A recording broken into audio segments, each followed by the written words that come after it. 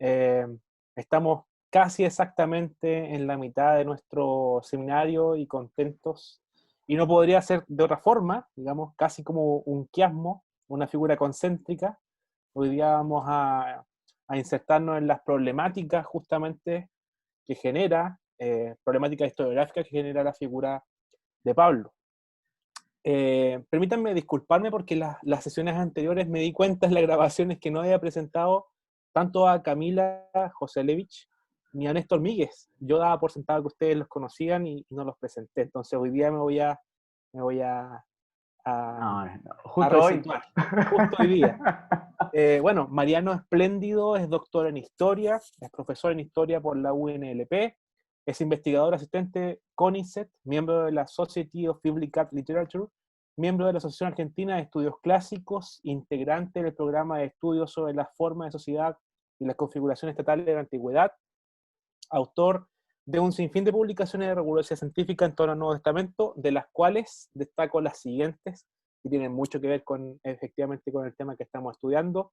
Aquila y Priscila, Oikos, viajes, artesanado y liderazgo entre los creyentes en Jesús, religión sin hogar, cristianos reacios a la disciplina del Oikos, Cristo como dulos, relación de poder y las controversias por la imagen del Dios sufriente en los dos primeros siglos del cristianismo.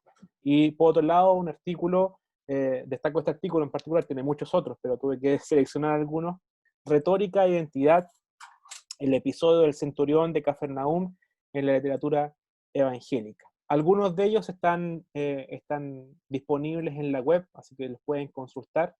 Es cosa de que solamente pongan el nombre de Mariano en Google y se dan cuenta de cuánto ha escrito. Una persona bastante prolífica para lo joven que se ve. De hecho, eso nos tenía un poco conflictuados con Pablo, no sabíamos cuánta edad tenía.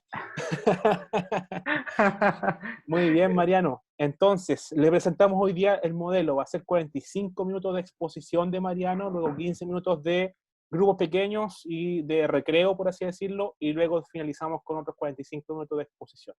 La sesión será grabada como siempre y luego dispuesta para todos ustedes.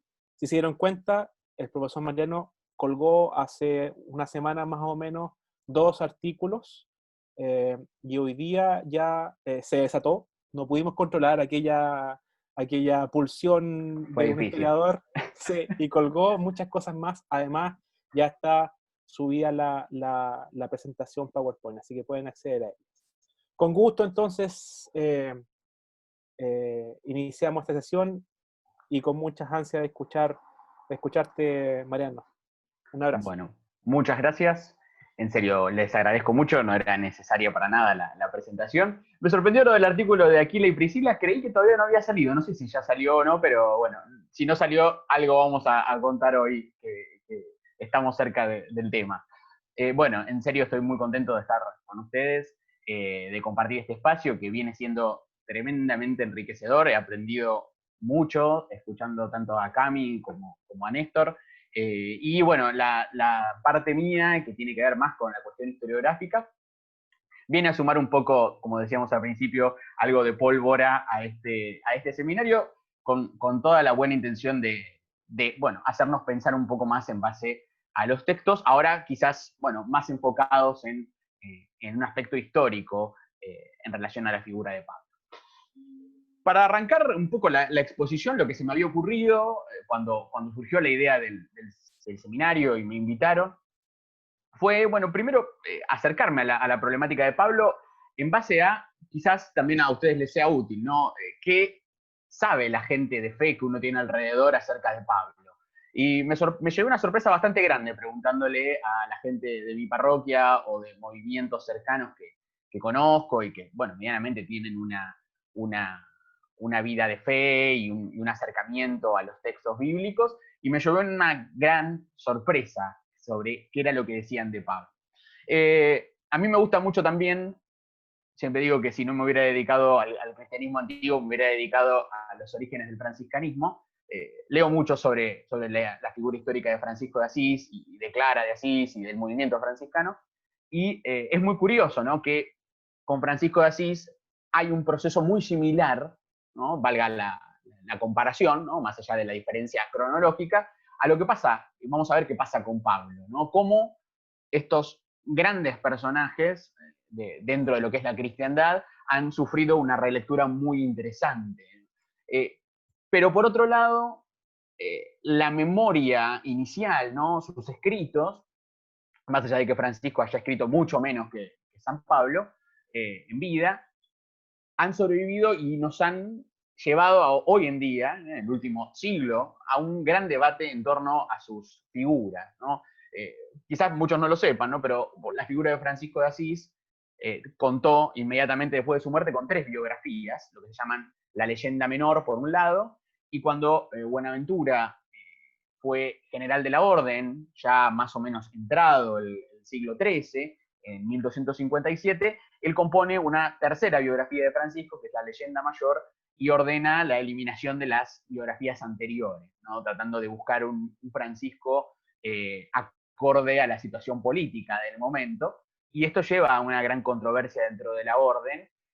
Lo que no contaba Buenaventura, o quizás sí, es que los compañeros de Francisco de Asís vivían todavía, y de hecho uno de ellos incluso lo sobrevive a Buenaventura, y gracias a esos sectores reticentes, conservamos las primeras biografías de Francisco producidas en torno a su canonización. ¿Cómo llevamos esto a Pablo, no? Es decir, me llamaba mucho la atención que, no solamente en Pablo, hay otras figuras que también, podemos hablar de Cipriano de Cartago en la antigüedad, o del mismo Agustín, cómo son releídos, ¿no? Y buscando y preguntando a ver qué era lo que la gente tenía como, digamos, les nombro a Pablo de Tarso, ¿qué es lo primero que me dicen? Y todo esto que está acá fue lo que fue apareciendo. Que era originario de Tarso, en Cilicia, que era fariseo, que fue educado en Jerusalén, bajo Gamaliel, que era ciudadano romano, esto lo dijo casi todo el mundo, que se convirtió camino a Damasco, esto también lo dijo casi todo el mundo, que era el apóstol de los gentiles, y es más, era uno de los 12 apóstoles. Esta es una mirada que quizás en la perspectiva católica está muy instaurada, ¿no? La elección de Matías es como que queda borrada del mapa. Es un hombre culto, pero de mal carácter. Esto también lo enfatizaron bastantes, ¿no? Que era alguien mal traído, y entre Pedro y Pablo todo el mundo prefería a Pedro toda la vida, que era un misógino, mucha gente dijo que lo odiaba directamente, que era escritor de cartas, que murió bajo Nerón en Roma, que fundó muchas iglesias. Y acá hay varias cuestiones, ¿no? Junto con apóstol de los gentiles, aparecía como el helenizador del cristianismo, el primer cristiano, el segundo fundador del cristianismo. Algunos llegaron a decir que era el que había dado vuelta a la imagen digamos, de la perspectiva evangelizadora que había propuesto Jesús, ¿no? Bueno, todas estas cuestiones vamos a tratar de ir abordándolas un poco hoy, a ver para dónde nos llevan los documentos, ¿sí? Y qué elementos podemos tomar de esta imagen biográfica de Pablo y cuáles son un poco más cuestionables a partir de la lectura justamente de su material. Para esto es necesario proceder primeramente a una separación clara en el material que vamos a tratar. ¿Qué fuentes tenemos de Pablo? Tempranas, ¿sí? Obviamente es un personaje al que se vuelve continuamente durante el cristianismo antiguo. Por un lado, las cartas de Pablo, ¿sí? Todo el corpus de cartas paulino, y por otro lado, Hechos de los Apóstoles, que no tiene ese objetivo, pero representaría un poco la biografía de Pablo, si queremos tomarlo con pinzas. El problema, ¿cuál es con estas dos fuentes? ¿No? Todo lo demás es tardío. Si hablamos de los Apocalipsis de Pablo, los Hechos Apócrifos de Pablo, comparado a estas fuentes, tiene una diferencia de tiempo.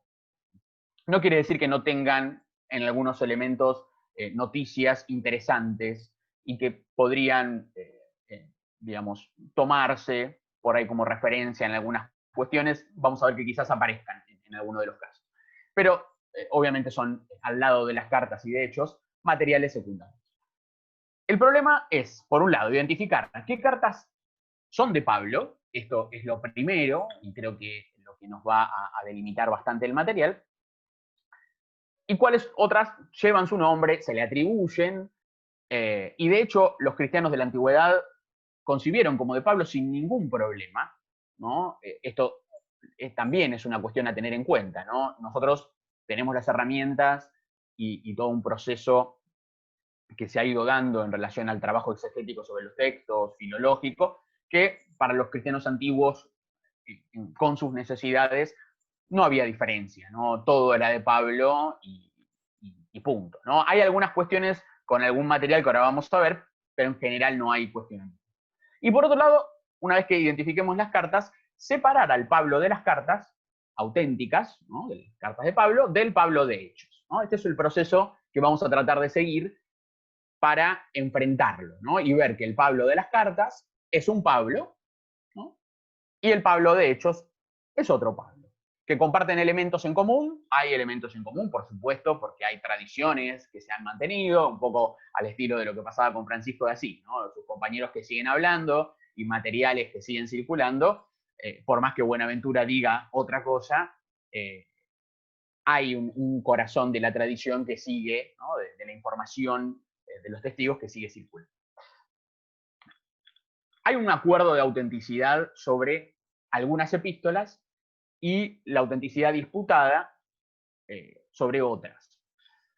Acá tienen en el cuadro, ¿no? Un acuerdo de autenticidad en torno a 7 epístolas, ¿sí? Y aproximadamente acá tenemos los años de redacción. Después vamos a ver más hacia el final de la presentación una tablilla bien organizada con la información de las cartas, así que no se desesperen que después volvemos a este punto, pero están ordenadas cronológicamente, obviamente que puede haber alguna disidencia, quizás han accedido a algún otro material, pero vamos desde la primera carta a los tesalonicenses a la carta a los romanos, cubriendo un lapso aproximadamente de una década en la que tenemos la actividad literaria, la actividad epistolar de Pablo.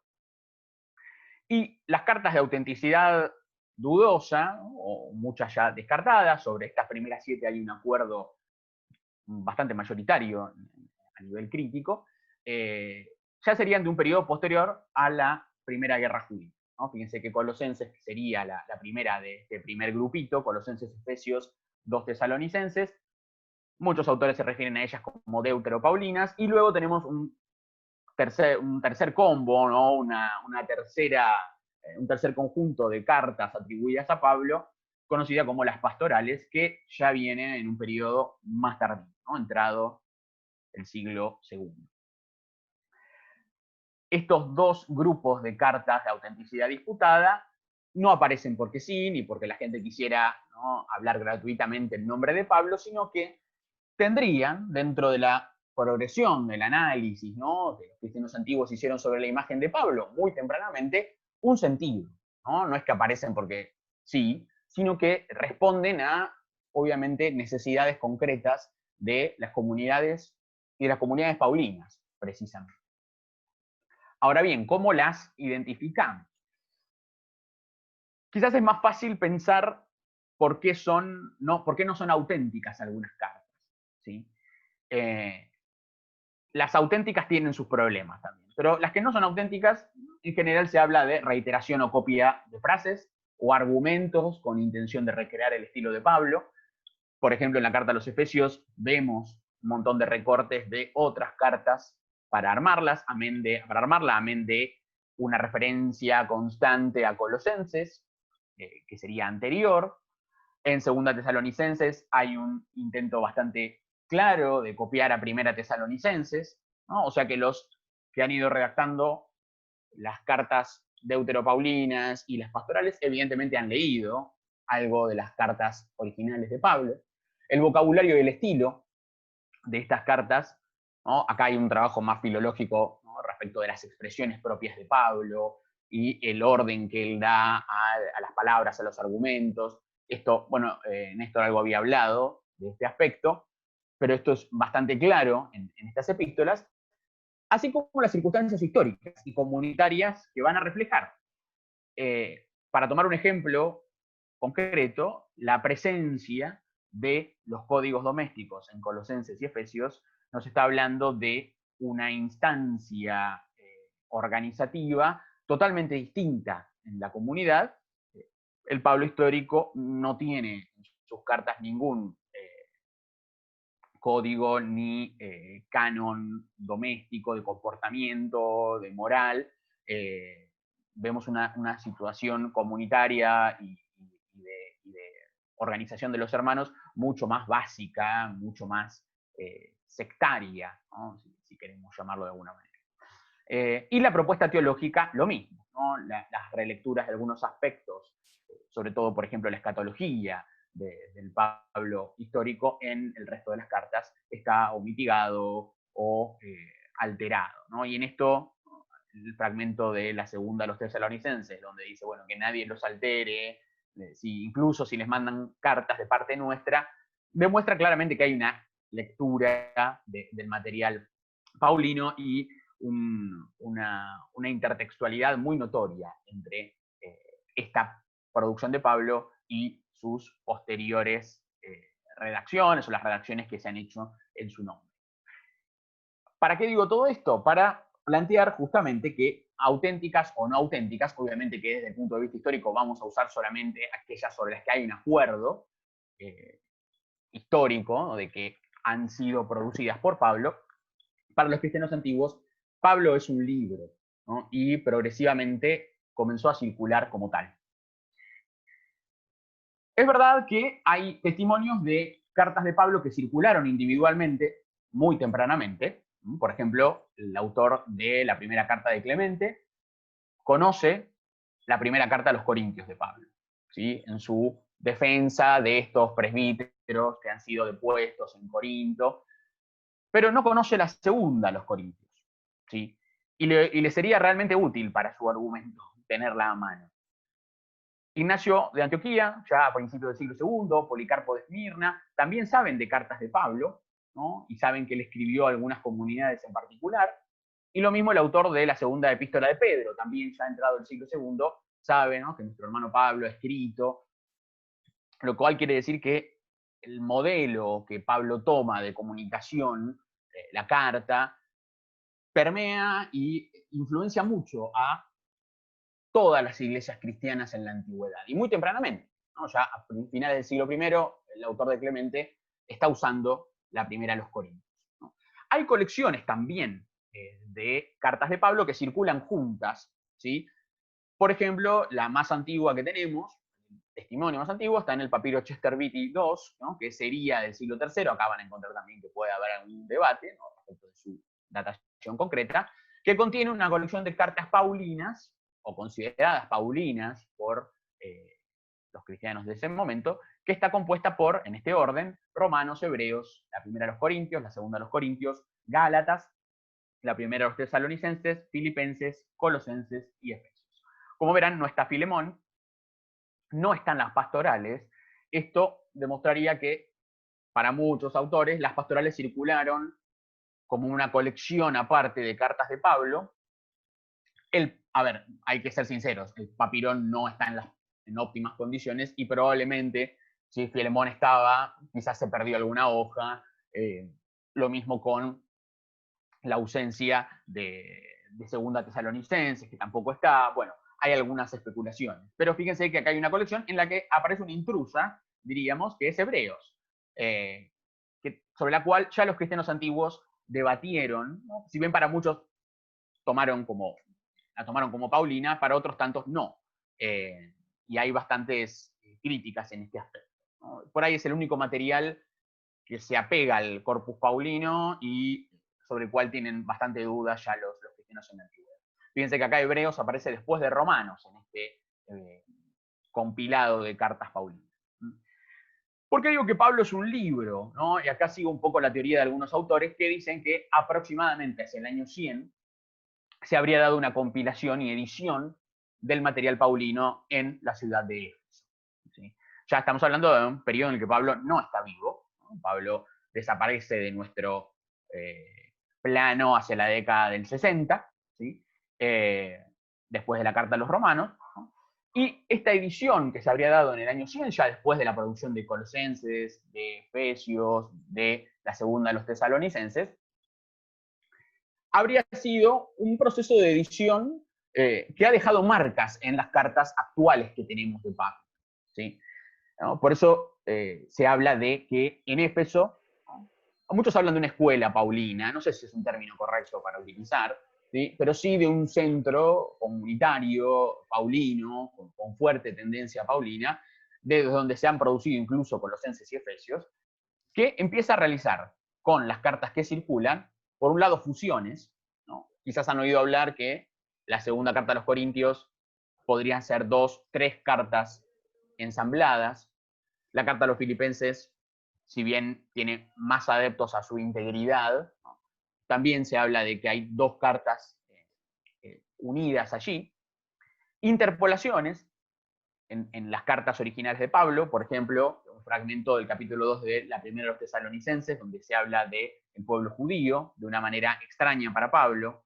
En la primera de los Corintios, capítulo 14, cuando se habla del rol de las mujeres en la asamblea, ¿no? O los saludos de Romanos, ¿no? Acá también viene todo de una polémica, si el capítulo 16 de Romanos lo insertaron allí y eran saludos a Éfeso, o si de verdades son los saludos a la comunidad de Roma, que Pablo no conoce, ¿no? Directamente.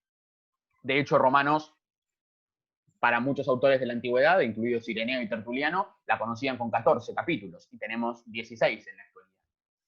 Y recortes, por ejemplo, los saludos finales de Gálatas. No sé si a alguien le llama la atención, pero en Gálatas no tenemos nada de saludos. Pablo no saluda a nadie de la comunidad, ¿sí? Y de hecho Gálatas es una carta cuya introducción también es bastante vaga, porque se refiere a una región y no a una ciudad o a una comunidad concreta. ¿Bien? Obviamente que todos estos son aspectos que tenemos que tomar en cuenta, no los podemos dar por absolutos. Hay quienes abogan por la integridad de las 7 epístolas con sus argumentos, pero estas incongruencias hay que tomarlas en consideración, ¿no? ¿Y por qué? A ver, uno preguntaría, ¿por qué interpolar una carta del apóstol? ¿No? ¿Por qué fusionarla? ¿Por qué hacerle un recorte? Bueno, esta edición del material paulino tiene por objetivo, ya hacia el siglo 100, hacia el año 100, al final del siglo I, mostrarnos un Pablo mucho más universal, que sería el Pablo que está presente en Efesios, en Colosenses, y que va a estar más presente todavía, quizás con un tono más conservador, en las epístolas pastorales en el siglo II. ¿Sí? De ahí que en esta edición, ¿no?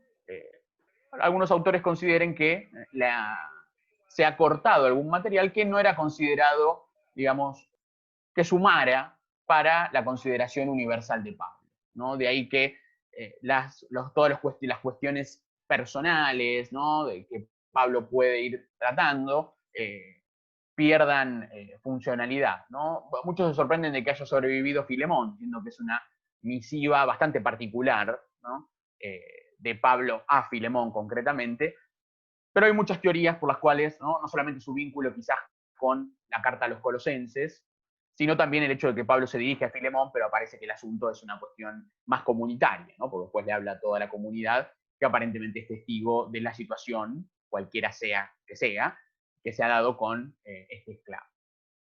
Ahora, asociada a esta posible, ¿no? Edición de las cartas de Pablo que ordena este material, edición que por otro lado, ¿sí? No sabemos si no limpió también en esto los mensajes que las comunidades le han mandado a Pablo. Es muy normal que, si alguien ha leído, por ejemplo, el epistolario de Plinio, el joven, sobre todo el libro 10, en el libro 10 están las cartas de Plinio que le escribe al emperador Trajano y las cartas que Trajano le manda a Plinio. Y esto ha circulado como una colección. Hay muchas colecciones de cartas de la antigüedad que son ejercicios retóricos, ¿no? Se supone que incluso hay autores que plantean que algunos de los libros de Plinio, de cartas, cumplirían un poco este rol, ¿no?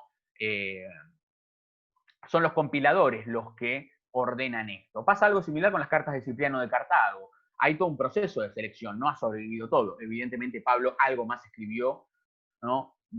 En la correspondencia corintia nos sería muy útil saber qué es lo que los corintios le preguntan a Pablo, ¿no? Y cómo le responden, ¿no? En qué términos, ¿sí? Nos ayudaría mucho, pero ese material no lo tenemos, ¿sí? No quiere decir que lo hayan eliminado estos editores de Éfeso, sino que, bueno, seguramente existió, ¿no? Pero ¿por qué no fue considerado de valor, ¿no? Por estas generaciones posteriores a Pablo? Bueno, acá hay todo entramos en un terreno de mucha especulación, ¿no? Hay otras colecciones de la antigüedad que sí lo tienen, ¿no? Cipriano de Cartago tiene las cartas de respuesta de los fieles, de los mártires que están o de los presbíteros de Roma que le escriben. estamos un poco más ordenados, ¿no? en esa correspondencia. En Pablo no, ¿no? Y esta edición del material paulino supuestamente, ¿no?, habría generado, no sabemos si antes o después, hay autores que plantean que Hechos de los Apóstoles, la escritura de Hechos, fomenta la edición de las cartas paulinas, ¿no? Por ende, el autor de Hechos no tendría un gran conocimiento de las cartas paulinas, o que Hechos es la consecuencia de que haya una edición de las cartas de Pablo, ¿sí? Donde, bueno, podríamos pensar que sí, quizás el autor de Hechos conozca bastante el material de alguna de las cartas, o por lo menos algunas tradiciones que están detrás de su composición. Pero la idea de la obra lucana, ¿no?, de la segunda obra lucana, voy a decir obra lucana porque no porque Lucas sea el autor, ¿no?, ni porque le atribuya ese nombre, pero para una cuestión de comodidad, ¿no? Lo mismo cuando hablamos de cristianismo. Esta segunda obra lucana que completa el proyecto teológico de Lucas, ¿no?, la perspectiva del movimiento de Jesús de Galilea a Jerusalén en el primer tomo, y de Jerusalén al fin del mundo en el segundo, bueno, presenta justamente a Pablo desde una imagen mucho más universal en su tarea misionera, ¿no?, aunque con elementos que ahora vamos a ver. Ahora, Hechos como fuente también es un problema, ¿no? Es un gran problema. Acá vamos a hacer un rápido recorrido historiográfico, no quiero aburrirlos, ¿no? Pero ¿desde cuándo Hechos es un problema? Aproximadamente desde mitad del siglo XIX, cuando Friedrich Christian Baur planteó, ¿no?, con la escuela de Tübingen detrás, que Hechos era un texto tardío, ¿no?, vamos a ir de hecho a los planteos, ¿no?, mediados del siglo II, y que estaba claramente marcado por elementos que no podían ser históricos, muy conciliadores, ¿no?, bastante irénica la presentación comunitaria que hay en Hechos, y hay dos incongruencias que él detecta, ¿no? La oposición entre el relato de Gálatas 2, cuando Pablo habla de cuando fue a Jerusalén, y de Hechos 15. Y por otro lado, la oposición de partidos en Corinto, de Pedro, de Pablo, de Apolo. Hay una gran reacción a esta propuesta de Baur que lleva a que diferentes historiadores y analistas y teólogos, tanto alemanes como ingleses, reaccionen, planteen fechas más tempranas para Hechos de los Apóstoles, una historicidad que durante el siglo XX fue decayendo en su consideración, sobre todo por la crítica de las formas, esta vertiente, ¿no?, que enfoca el estudio de los textos desde su contexto de producción. Martín Dibelius plantea justamente que la fuente, ¿no?, un análisis de, bueno, cuáles serían las fuentes detrás de Hechos. Ernest Hengen, en un comentario muy conocido de los Hechos, sigue esta línea, ¿no?, y trata de evaluar por episodio qué elementos hay de historia y cuál hay de narrativa o de, bueno, apología, ¿no?, de otras intenciones del autor. Y si bien hoy en día hay muchos autores, ¿no?, a partir de Martin Hengel en adelante, que ven a Hechos como una obra histórica, ¿no?, y con un afán histórico claro, que obviamente el autor expresa en el prólogo, ¿no?, igual que en el prólogo del Evangelio, hay toda una línea de autores norteamericanos, sobre todo, como Richard Pervo o Rick Strellan, con un libro que es muy, muy bueno, que se llama Strange Acts, que plantean que Hechos es una novela antigua, ¿no?, que responde a ese modelo, ¿sí?, con elementos históricos, ¿sí? Es una postura interesante, ¿no? Yo creo que tenemos que llegar a una intersección entre estos elementos, ¿no?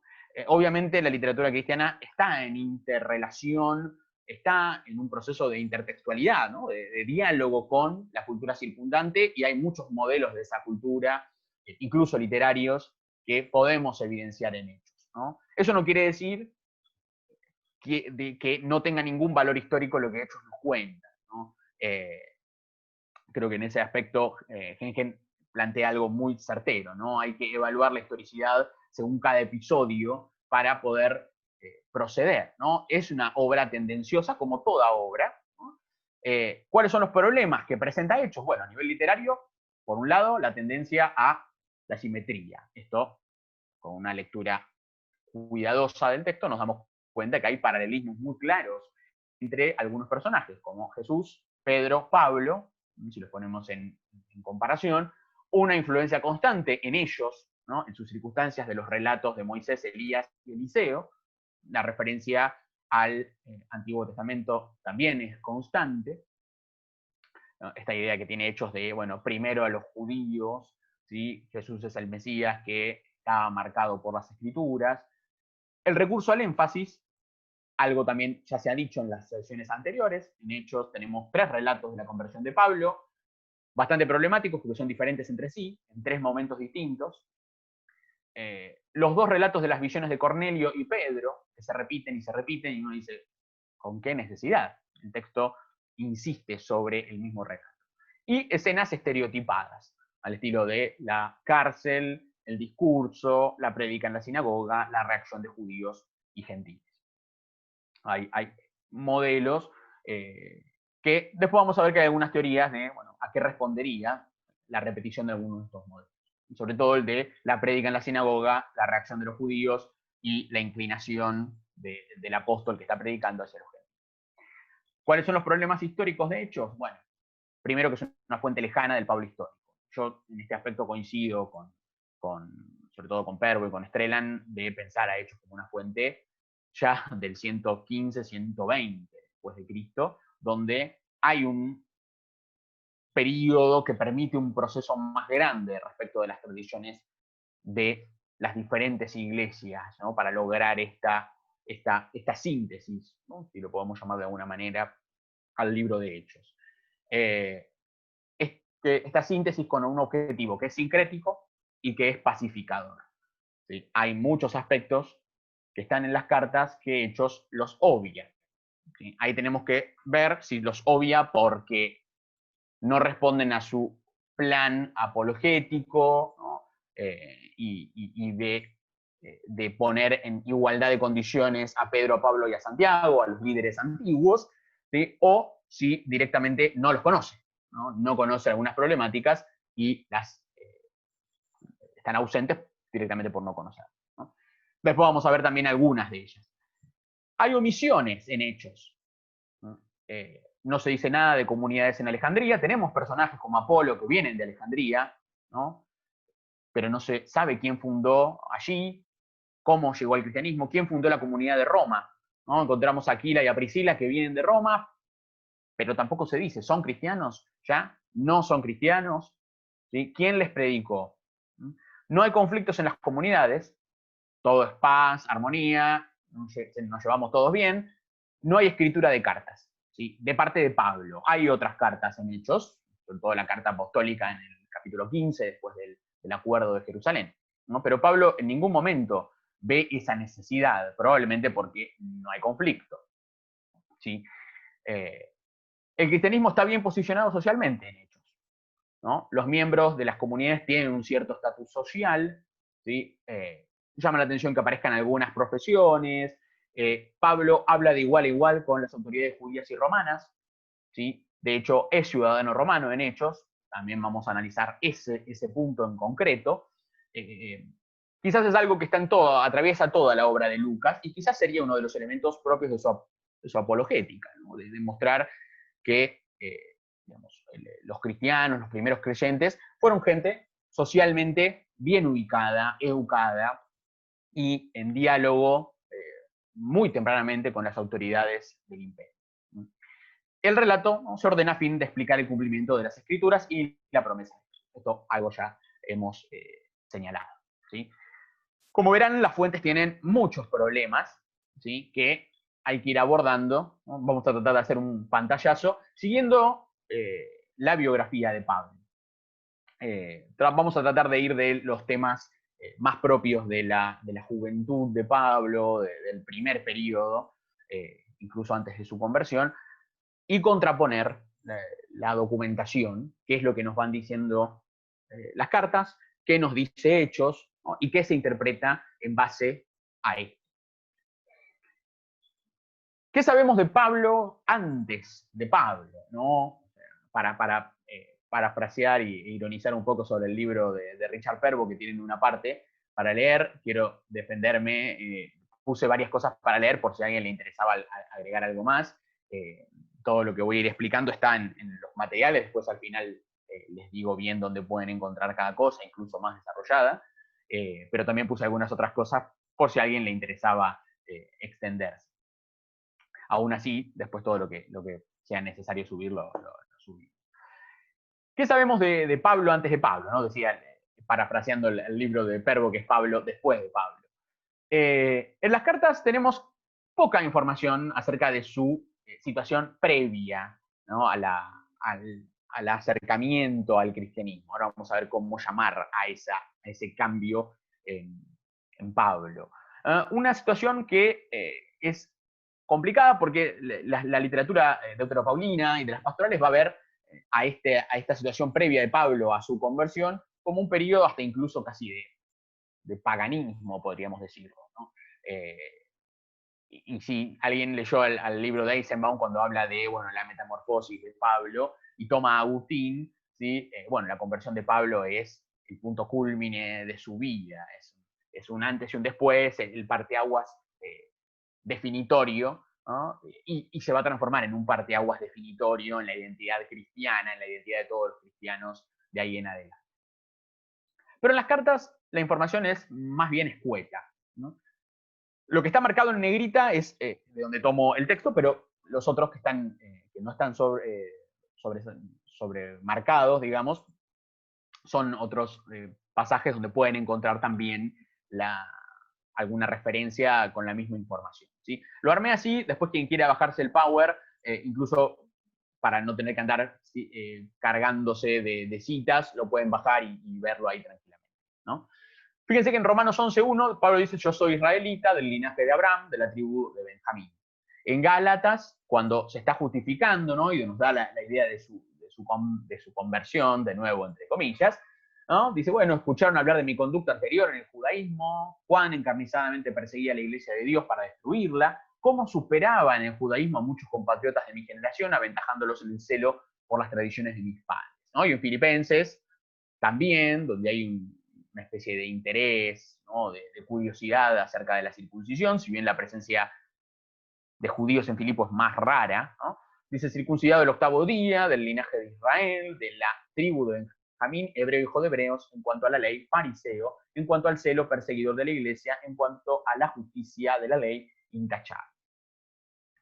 No tenemos más información que esta, ¿no? Que sus padres son hebreos igual que él, que proviene, ¿no? de este sector, ¿no? Que es los fariseos, como habló Camila, y que, fíjense que no da ninguna especificación geográfica respecto a su nacimiento, ni nada respecto a su estatus jurídico concretamente, ni tampoco a su nombre, ¿no? No dice que su nombre era Saulo, ni nada por el estilo, ¿no? Sí, el celo, el sentido del celo, tiene que ver con un cierto compromiso con la observancia, regida a partir de la noción farisea, ¿no? La perspectiva farisea, ¿no? Asociada a la ley. Pero en hechos todo esto está proyectado de otra manera, ¿no? Cuando Pablo dice su discurso frente a los judíos, dice, no, yo soy judío, nacido en Tarso de Cilicia, acá tenemos una ubicación geográfica concreta, pero educado en esta ciudad, en Jerusalén se está refiriendo. Instruido a los pies de Gamaliel, da hasta el nombre de uno de los personajes, ¿no? del fariseísmo y asociado a, bueno, otras figuras del judaísmo antiguo, en la exacta observancia de la ley de nuestros padres. Estaba lleno de celo, el celo vuelve a aparecer, como lo están ustedes el día de hoy, ¿no? Y otros datos, ese celo lo hace presente en el martirio de Esteban, lo aprueba, va contra la iglesia de Jerusalén, fíjense que sigue siendo Saulo, se presenta a los sumos sacerdotes, les pide autorización para traer creyentes en Jesús desde Damasco, habla griego y habla hebreo, ¿no? Dice él en el texto arameo, se supone. Hechos es problemático acá, ¿no? Primero, el Pablo histórico no nos dice nada de su lugar de origen, ¿no? Pero Hechos insiste mucho en que Pablo se educó en Jerusalén, ¿sí? Se educó en Jerusalén y que de allí partió su comisión para ir a Damasco, ¿no? Lo ubica, curiosamente, en el martirio de Esteban, ¿no? Recogiendo los mantos de las personas que están apedreándolo. Pablo estuvo en Jerusalén antes de su conversión. ¿Qué van a decir la gran mayoría de los comentaristas? Bueno, la ida de Pablo de Jerusalén a Damasco no tendría ningún motivo de ser, porque el Sanedrín jerosolimitano no tiene injerencia administrativa en Damasco. Por ende, esas cartas nunca podrían haber sido motivo de viaje, ¿no? ¿Qué van a decir la gran mayoría, ¿no?, de los intérpretes? Bueno, que Pablo estaba, ¿no?, que habría tenido su centro de actividad, su formación en Damasco directamente, ¿sí? Pablo mismo va a decir en Gálatas que las iglesias de Judea no lo conocían antes, ¿sí? O sea, que nunca había estado en el territorio hasta su primera subida a Jerusalén para conocer a Pedro, ¿no?, y a los apóstoles. Es interesante, ¿no?, la bestia sanguinaria que es Pablo en Hechos, ¿no?, lleno de celo, violento, arrastrando a la gente fuera de las casas, ¿sí? Él, contando su propia historia, es mucho más, no solamente ordenado, sino más imparcial, ¿no? Tenía, digamos, los elementos básicos que tiene cualquier judío, ¿no?, celoso de la ley, proveniente de una familia observante. Hechos prolonga todo este relato, ¿sí? Y lo hace natural de Tarso, ¿sí? O sea que es un judío de la diáspora, ¿no? Esto lo sabemos por Hechos, concretamente. No hay tanto debate en torno a la ciudadanía tarsiota, digamos, de Pablo, como lo hay en torno a su ciudadanía romana, ¿no? Ser ciudadano, en sentido político, ¿no?, de una polis, implica un cierto compromiso, hasta religioso, ¿sí? Pero vamos a ver qué se interpreta de esto, ¿no? Ahora lo vamos a enfocar cuando hablemos de la ciudadanía, ¿no? Vamos a tomar ambas ciudadanías. Puse el llamado, ¿no? Lo dejamos a Pablo, bueno, rumbo a Damasco según Hechos.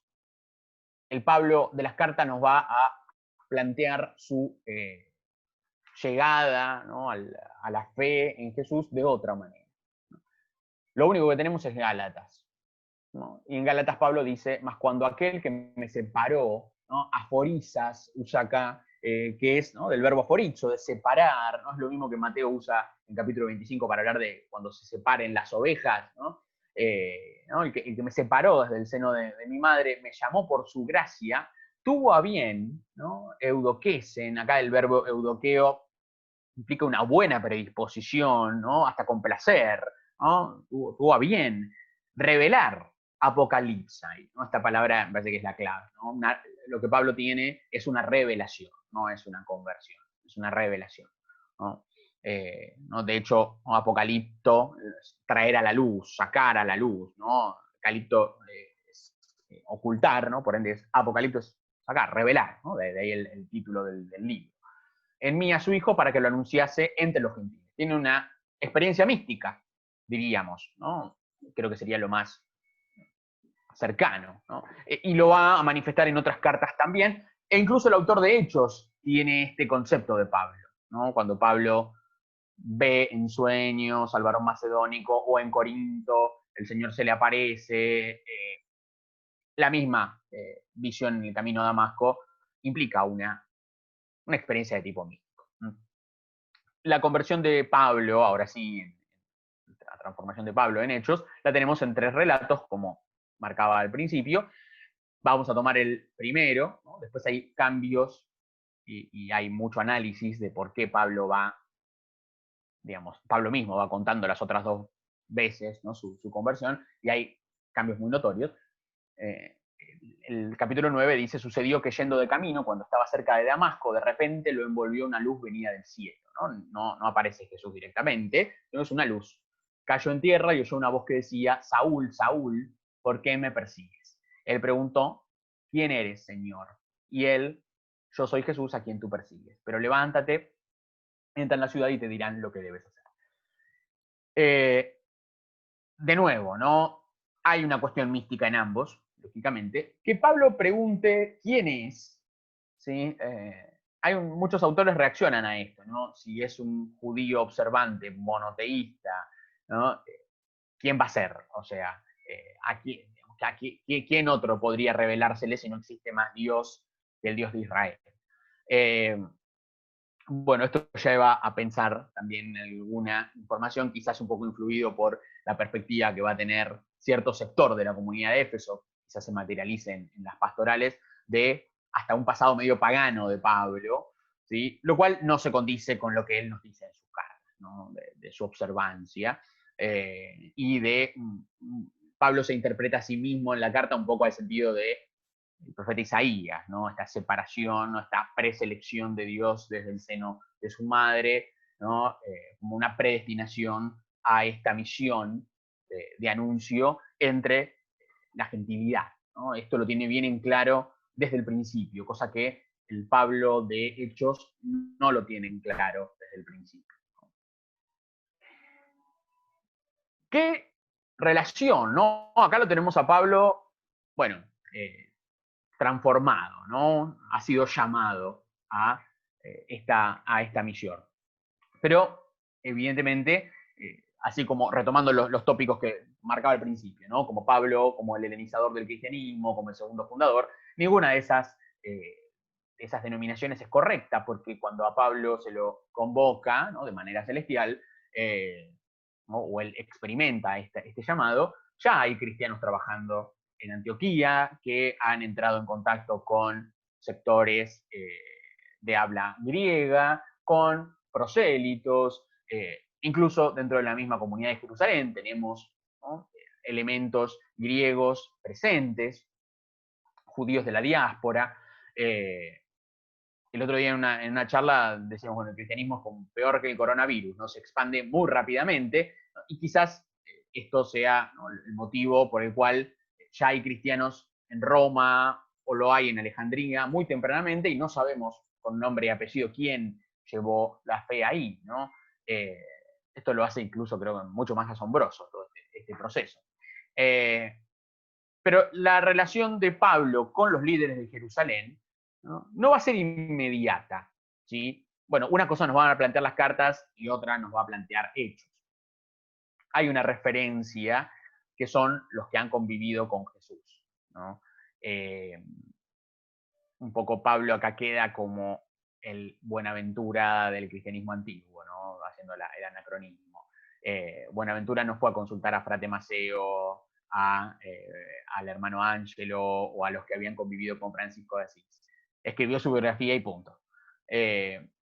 ¿No? Pablo no ha conocido a Jesús carnalmente, ¿no? Y esto es algo que va a atravesar todas las epístolas, y que quizás en algún punto hasta quiero pensar que le complicaría la vida, ¿no? A la prédica de Pablo por el hecho de no haberlo conocido. Hay que considerar qué es lo que los antiguos veían como un testimonio fehaciente, ¿no? Para muchos trabajos sobre historiografía antigua, bueno, Tucídides, Heródoto, cuentan lo que han vivido, lo que han tenido de testigos directos. Bueno, Pablo necesita un poco ese apoyo en ciertos momentos, ¿no? Quizás en algunas cartas más que en otras, en el testimonio de quienes han vivido con Jesús. Es, dentro de su llamado, bueno, un elemento que tiene que sortear. En las cartas Pablo dice simplemente que al punto, o sea, ni bien recibió este llamado, sin pedir consejo a hombre alguno, no sabemos en qué momento lo recibió ni dónde, ¿no? Dice, ni subir a Jerusalén, donde los apóstoles anteriores a mí, ¿sí? Empecemos a ver que él se considera apóstol ya de entrada, me fui a Arabia, de donde volví a Damasco. Hay la A debería estar separada, ¿no? ¿Qué debemos interpretar? Si volví a Damasco, es que estaba en Damasco, ¿no? Y que la conversión de Pablo, el llamado, se dio en Damasco. Luego de allí, a 3 años, subí a Jerusalén para conocer a Cefas. Lo llama con el nombre que lo llaman en Juan, ¿no? En el Evangelio de Juan. Es interesante eso, que no lo llame Pedro, ¿no? Cefas directamente, el nombre anterior, ¿no? Y permanecí 15 días en su compañía. Y no vi a ningún otro apóstol, sino a Santiago, el hermano del Señor. Pablo diferencia claramente entre los que son apóstoles y la familia de Jesús, ¿no? Pues en Corintios también los va a marcar como aparte. Y en lo que les escribo, Dios me es testigo de que no miento. No vi a nadie más. No, el testimonio que tengo es el de Pedro y el de Santiago. No me codié con ningún otro apóstol. Acá hay un ausente muy notorio en este relato. Más tarde me fui a las regiones de Siria y Cilicia. Aquí dice me fui.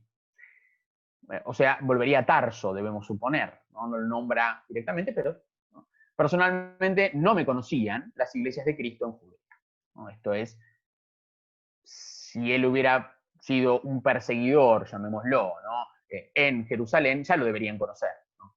Pero él dice, antes de esta visita nadie me conocía, solamente estaba su fama, ¿no? Su fama lo precedía. Habían oído decir, el que antes nos perseguía, ahora anuncia la buena nueva de la fe, que entonces quería destruir. Y glorificaban a Dios por mi causa. Nada más, ¿no?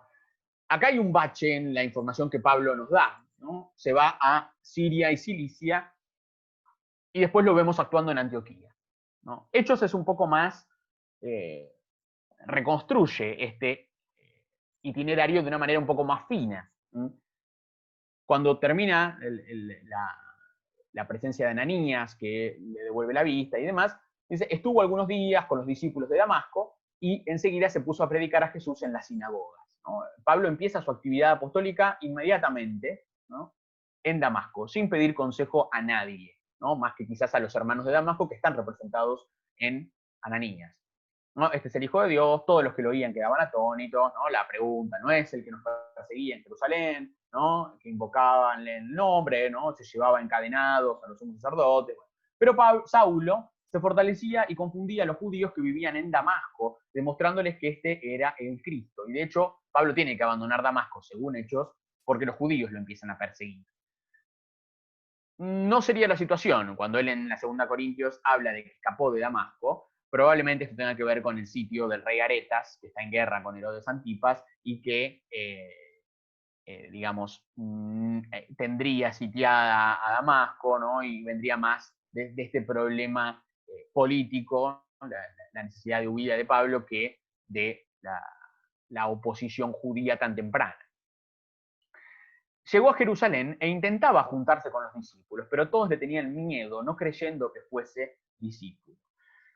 Acá hay una clave que varios autores, entre ellos William Sanger Campbell, que a mí es un autor que me gusta mucho, que trabaja sobre los pasajes en los que Hechos cambia la persona del narrador, de la tercera persona del singular a la primera del plural, y dice, bueno, la figura de Bernabé es clave acá, ¿no? Que va a aparecer Bernabé, porque todos le tienen miedo a Pablo. Y Pablo, digamos, después de muerto, prolonga el miedo a su figura, y quizás esto también está en la base, como dice Eisenbaum, de el mito del perseguidor convertido, prolonga ese miedo a los cristianos del siglo II, ¿no? Pablo no era confiable, y hay vertientes de las iglesias que aún, ¿no? A inicio del siglo II y demás, siguen viendo a Pablo como un intruso, ¿sí? Y Hechos quizás se haga eco de ese mismo debate. Vamos a ver cuando hable de la apostolicidad de Pablo. Por algún motivo, también toma cautela en cuanto a ese tema. Pero ¿qué es lo que lo salva a Pablo, ¿no? Un poco en sí el objetivo del autor de Hechos claramente es salvar a Pablo, salvarlo en su memoria, es Bernabé, ¿sí? Primero Bernabé, dice Sanger Campbell, y después el Espíritu Santo. Bernabé dice, bueno, llegó a Jerusalén, nadie lo quiere ver, ¿no? Le tienen miedo. Entonces Bernabé, que es un judío de Chipre, que es de ascendencia levita, que ha quedado muy bien parado frente a la comunidad por su donación, ¿no? y su predisposición, ¿no? Frente al fraude de Ananías y Zafira, que es totalmente disruptor de esta primera comunidad, sobre el cual después vamos a volver. Bernabé lo tomó, ¿no? O sea, que no le tiene miedo, lo presentó a los apóstoles y les contó cómo había visto al Señor en el camino y que le había hablado y cómo había predicado con valentía en Damasco en el nombre de Jesús, ¿no? Le da el currículum previo de Pablo. Pablo en Gálatas no habla de Bernabé, va a hablar después de Bernabé, pero no habla de Bernabé en su primera visita a Jerusalén. Andaba con ellos, ¿no? Después de que Bernabé lo introduce, por Jerusalén, predicando con valentía en el nombre del Señor. Hay algunos autores que plantean que acá hay una fuente antioquena detrás que tiene mucha información sobre Bernabé. Que es un personaje medio intermitente en Hechos, lo vemos aparecer primeramente en las donaciones, después presentando a Pablo, llevándoselo, yéndolo a buscar a Tarso, volviendo, llevando la colecta. De hecho, después hasta pasa a ocupar un rol secundario en relación a Pablo, ¿no? Tiene sus parientes, entre ellos incluso el mismo Marcos, ¿no? Que, bueno, Hechos no dice que sea el primo, pero después la relación se aclara un poco más en la literatura de Deuteropaulina. Bernabé es un personaje bastante constante en Hechos, ¿sí? Y que no tiene un buen final en su relación con Pablo, ¿no? Sin embargo, la literatura de Deuteropaulina lo va a reivindicar posteriormente. Pero es el punto de contacto, ¿no? El autor, de Hechos, tiene bastante información sobre Bernabé y tiene mucho interés en que esté presente en el relato, y de hecho incluso la visita a Chipre respondería mucho a la presencia barnabita, ¿no? Bien, Bernabé lo introduce, predica con ellos, hablaba y discutía con los helenistas, ¿no? Pero estos intentaban matarlo, ¿no? Suponemos los sectores que habían sido compañeros del mismo Esteban. Los hermanos, al saberlo, lo llevaron a Cesarea y lo enviaron a Tarso, ¿no? Un poco lo que Pablo dice en su carta, ¿no? De ahí me fui a Siria y Cilicia, ¿no? En Gálatas 1:21. ¿Qué debemos interpretar? ¿Que se lo sacaron de encima? ¿No? De ahí lo mandan, ¿no? Una especie de exilio a predicar evidentemente Pablo les genera un problema en Jerusalén y se lo sacan de encima, lo mandan por el puerto de Cesarea a Tarso. Y no tenemos noticia de Pablo hasta que Bernabé lo va a buscar, ¿no? En 11:25 lo fue a buscar a Saulo, en cuanto lo encontró lo llevó a Antioquía, no sabemos qué estaba haciendo, si acá hay un proceso de retiro momentáneo de Pablo, de formación, de comunidades. Estuvieron juntos durante un año entero en aquella iglesia e instruyeron a una gran muchedumbre, ¿sí? Los vemos volver a actuar cuando hay hambre bajo Claudio, bajo el emperador Claudio, y los fieles de Antioquía realizan una colecta para Jerusalén por la profecía de Agabo, ¿no? Los encargados de llevarla son Bernabé y Saulo. Esta subida a Jerusalén no la tenemos en las cartas de Pablo, ¿no? Esta subida con esta colecta tan particular, de la cual tampoco tenemos noticia por fuera de Hechos, está solamente en la segunda obra lucana, ¿sí? Pablo está vinculado primeramente al círculo de Antioquía, ¿no? Y esto no es un dato menor. Antioquía es un lugar bastante problemático y la salida de Pablo de Antioquía justamente va a ser bastante problemática, ¿sí? Con eso vamos a arrancar, creo que estamos bien de tiempo, la segunda parte.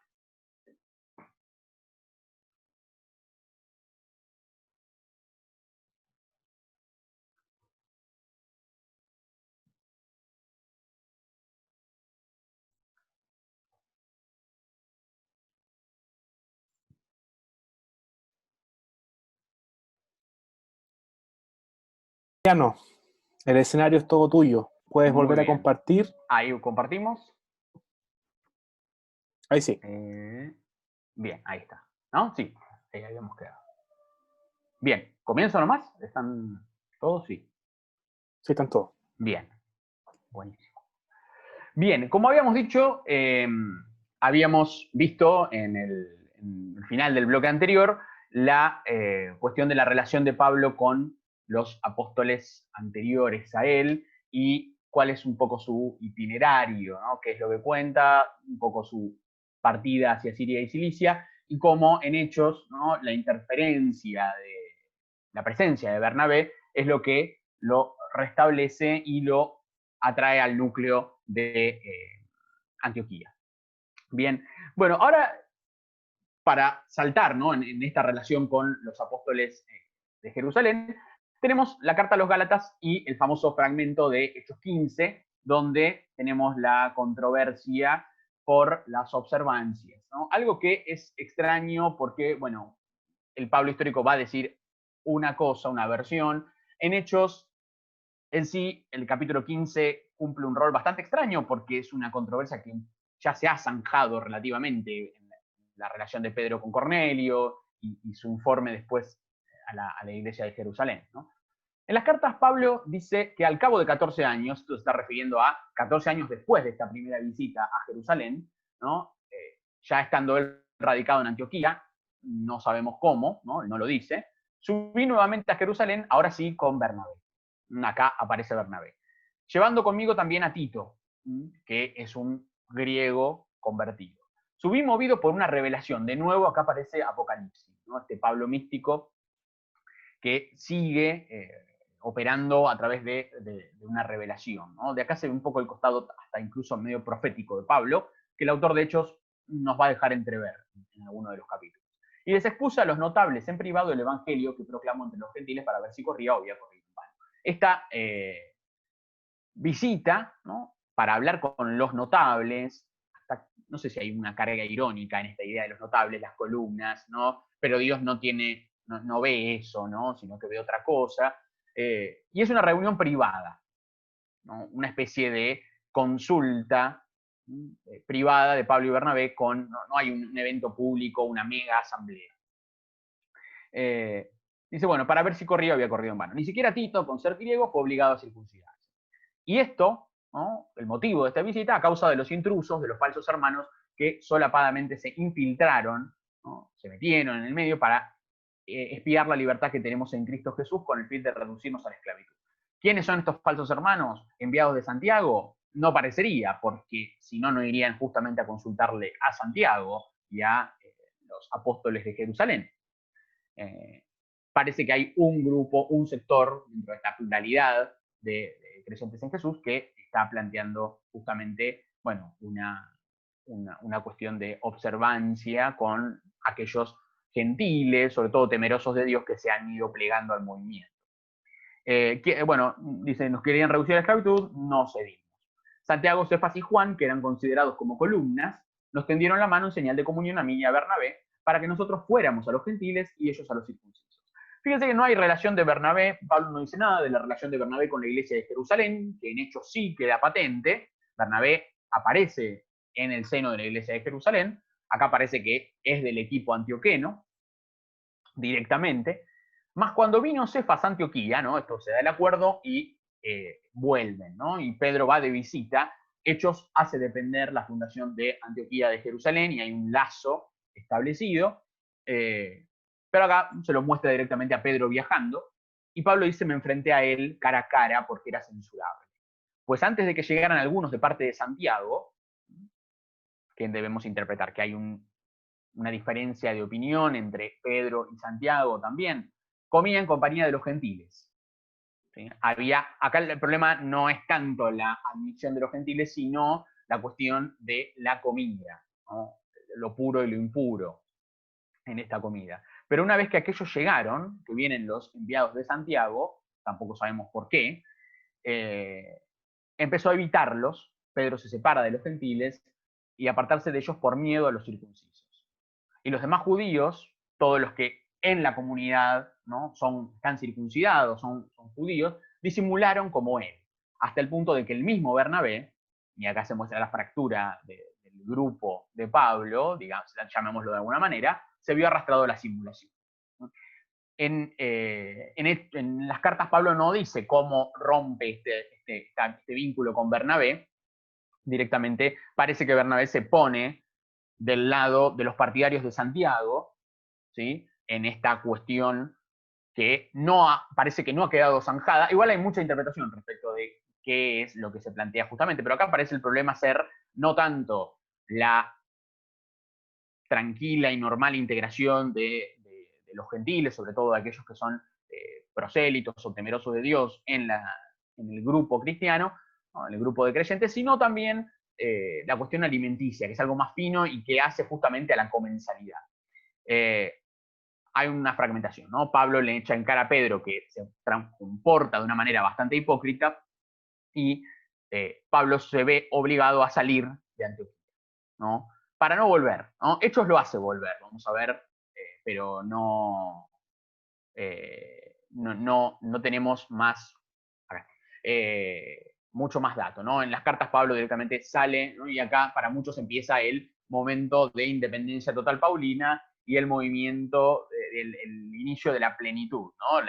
Las cartas se van a empezar a producir a partir de este momento donde el apostolado de Pablo se independiza. Eso para mí es una expresión un poco, digamos, cruda, porque Pablo sigue remitiéndose al testimonio de los apóstoles de Jerusalén, lo vamos a ver en la carta a los Corintios sobre todo, necesita de ese testimonio de aquellos que han convivido con Jesús, por más que él no predica el Jesús carnal, lo necesita.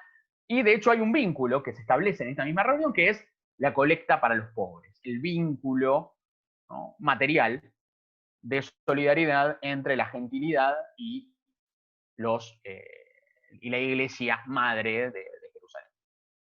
En Hechos es un poco más fastuosa la presentación de este conflicto.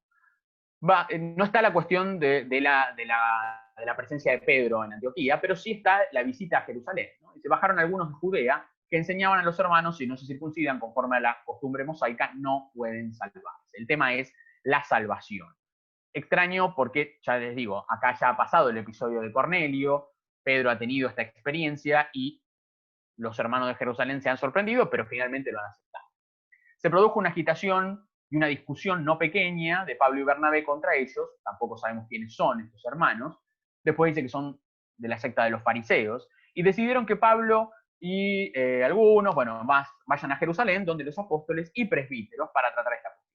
Se reunieron entonces los apóstoles, los presbíteros para tratar el asunto. Acá hay una asamblea muy formal, muy organizada, demasiado organizada, ¿no?, para lo que son las asambleas que Pablo nos da a ver en sus cartas, que ahora veremos.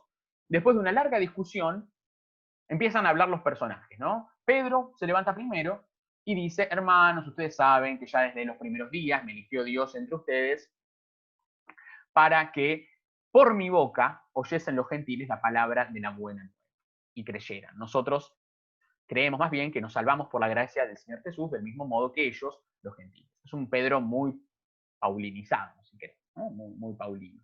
En el medio, que acá no copié todo el fragmento, Pablo y Bernabé dan su testimonio de qué ha pasado en su primer viaje, ¿no?, que está en los capítulos 13 14 de Hechos, donde van a Chipre, donde van a Listra, Derbe, la zona de Antioquía de Pisidia, ¿no?, y han tenido las primeras conversiones y la primera formación de núcleos de creyentes. Después de esto, que no se consigna en el discurso de Pablo, habla Santiago y dice: no juzgo que no se debe molestar a los gentiles, que se conviertan a Dios, sino escribirles que se abstengan de lo que ha sido contaminado por los ídolos, de la impureza, de los animales estrangulados, ¿no? Los apóstoles, los presbíteros, deciden, ¿no?, elegir entre ellos algunos hombres y enviarlos a Antioquía con Pablo y Bernabé, ¿no? Y van Judas Barsabás y Silas, ¿no?, porque este personaje después va a reemplazar a Bernabé, que son dirigentes, ¿no? Y en la carta empieza diciendo, o termina diciendo, empieza diciendo: hemos decidido el Espíritu Santo y nosotros. Acá tenemos al segundo personaje que refrenda la actividad paulina en Hechos, el Espíritu Santo, ¿sí? Por un lado está Bernabé y su tradición, ¿no?, en la primera parte del ministerio paulino, y después aparece el Espíritu Santo, ¿sí?, en esta iglesia reunida. El Espíritu Santo ya ha estado presente, ¿no?, con características, digamos, cuasi humanas en el cuidado de esta iglesia, ¿sí?, naciente. Lo vamos a ver cuando veamos el concepto de eclesía, ¿sí? Pero fíjense que hay una gran disparidad entre esto, ¿no? Y el conflicto en Hechos 15 se desata en Antioquía por una cuestión del equipo misionero, ¿no? Bernabé quiere llevar a Juan Marcos, que los ha abandonado, Pablo se niega y se separan cordialmente, ¿no?, sin rencores. Bernabé desaparece del relato y en el capítulo 16 de Hechos encontramos un Pablo sin rumbo directamente, ¿no?, que quiere hacer una cosa y el espíritu quiere hacer otra directamente. Vemos si... acá, bien. Antes de meternos de lleno en la misión paulina, y para completar también esta cuestión, ¿no?, está el tema de la ciudadanía romana, de Pablo, ¿no?, que era un poco también alguno de los temas que estaban consignados para la cuestión a tratar hoy. Hay que ser concisos en la presentación, ¿no? En las cartas, Pablo nunca dicen nada respecto a su estatus jurídico y social. Muchos autores dicen: la verdad le hubiera sido útil decirlo, ¿sí? En Romanos 13, por ejemplo, o en el capítulo 11 de Corintios, la segunda de los Corintios, ¿no? La verdad que sería un argumento interesante. Tampoco se menciona nada de esto en las cartas deuteropaulinas o las pastorales del siglo II, que también es curioso, donde Pablo prácticamente es el prototipo de un pagano convertido, ¿no? Digamos, sonaría mejor que lo reprodujeran, ¿no? tendrían un buen motivo. Y en Hechos Pablo, en Hechos apócrifos de Pablo, de finales del siglo segundo, ¿no? Esta novelita piadosa, diría Tertuliano, ¿no? Que hizo un presbítero asiático por amor a Pablo, que le fue bastante mal, pobre, en su consecuencia, conoce información al respecto, ¿no? Digamos, no la conoce, no sabe, no lo expresa. Obviamente que es una obra que nos ha llegado también en fragmentos, quizás está en alguno de los fragmentos que no tenemos, ¿no? ¿No? Pero la pena capital que sufre el apóstol en la parte del martirio, Hechos Pablo está rearmada en base a un montón de papiros que están dispersos y bueno, se les ha buscado una lógica. Al morir por decapitación, Pablo es el único del grupo que es apresado. ¿No? Es una condena propia de ciudadanos, ¿no? Es lo único que se puede inferir. La ciudadanía romana de Pablo solo nos es informada en 3 pasajes de Hechos de los Apóstoles. En el capítulo 16, después de ser golpeado y encarcelado en Filipos. En el capítulo 22, en el que Pablo, hablando con Lisias, le dice, bueno, que es ciudadano romano por nacimiento. Y en el capítulo 25, donde, bueno, usa el derecho a apelar al César y se infiere que en esto hay, obviamente es un derecho de los ciudadanos, ¿no? Vamos a las posturas en contra, porque hay autores que dicen que no. No se vuelvan locos acá, la idea es que después también les sirva para tener, inclusive quienes lean inglés u otros idiomas, algunas referencias más concretas, ¿sí? ¿Cuáles son los argumentos para decir que Pablo no podría hacerlo? Evidentemente, estamos en un terreno de mucha especulación, ¿sí? Estemos más de acuerdo con una postura o más de acuerdo con la otra. Quizás es la crítica de las formas la que arranca esta cuestión, ¿no? Al ver los textos en su contexto de producción, ¿no? Y Henken en el 56 veía ya incongruencias en los momentos en los que Pablo apela a su ciudadanía. La ciudadanía de Pablo en Hechos, si tengo que usar un término, diría que es como una especie de deus ex machina, ¿no? Vieron los deus ex machina en las tragedias griegas que resuelven la cuestión cuando el dios baja y sanciona, ¿no? Y dice, revela. Bueno, un poco, si vemos esos 3 fragmentos, moviliza la acción y de alguna manera la resuelve, del hecho de develar esa identidad. Wolfgang Steichmann, en finales de la década del 80, señala que la ciudadanía tiene un fin apologético, ¿no? Unir a conversos judíos y gentiles. ¿Sí? Pablo es todo, es un judío, es un ciudadano de Tarso, es un ciudadano romano, ¿no? Es todo en todos, como diría el mismo Pablo. Además, él dice en Hechos 16 y 22 hay una contradicción, ¿no? En Hechos 16, después de que los magistrados de Filipo, ¿no? lo azotan y va a la cárcel y viene el terremoto y, bueno, Pablo no se escapa y al otro día lo quieren liberar y él revela ahí su identidad, ¿sí? Entonces, bueno, los magistrados temen. Steichmann dice, bueno, deberían temer si sabiendo que era un ciudadano lo golpearon. Si él no dice nada, ¿cómo, digamos, no tienen manera de saberlo? ¿No? A no ser que Pablo viniera con uno de los pasaportes o alguna de la documentación, que tampoco tenemos ese dato, ¿no? Y en 22 Pablo manifiesta su ciudadanía a Claudio Lisias y ¿no? Después de que de alguna manera también medio humillante se reconoce inferior a su prisionero porque él ha pagado por la ciudadanía. Acá muchos interpretan que durante el periodo de Claudio / primer tiempo de Nerón la ciudadanía se compraba de una manera a través de una venalidad bastante generalizada. Manda a Pablo, que se declara ciudadano romano, a ser juzgado por el Sanedrín, que no sería la autoridad competente para juzgarlo, ¿no? Siendo ciudadano romano no tienen injerencia. La ciudadanía de Tarso también, ¿no? La disputa, Steichmann, ya que por ser judío su participación en instituciones de la ciudad estaría limitada, es decir, no podría cumplir la totalidad de los deberes cívicos, Pablo. Lenz, un poquito después, ¿no? en el 94, plantea que las dificultades de ver a Pablo como ciudadano, sobre todo de Tarso, tiene que ver con el compromiso con los cultos locales, sobre todo para un judío de tipo fariseo, ¿no? Hay casos de otros ciudadanos, hay otros casos de otros judíos contemporáneos a Pablo incluso, que tuvieron la ciudadanía y que de hecho en algunos casos hasta renegaron del judaísmo, ¿no? El caso por ahí más paradigmático es el de Alejandro de la Barca, el hermano de Filón de Alejandría. Pero Lenz dice que para los fines del autor de Hechos, ¿no? Para la audiencia del autor de Hechos, que Pablo sea un ciudadano romano tiene una perfecta funcionalidad, ¿no? Está perfecto, ¿no? Lo ven como una persona de alto estatus, una buena posición, que puede conversar cara a cara con las autoridades, ¿no? Tiene un fin apologético, ¿no? y presenta el movimiento de creyentes con mucha dignidad.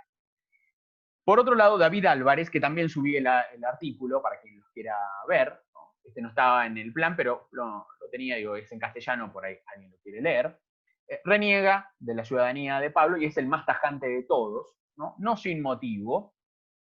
Dice, bueno, la ciudadanía de Pablo moviliza la parte final de Hechos, ¿no?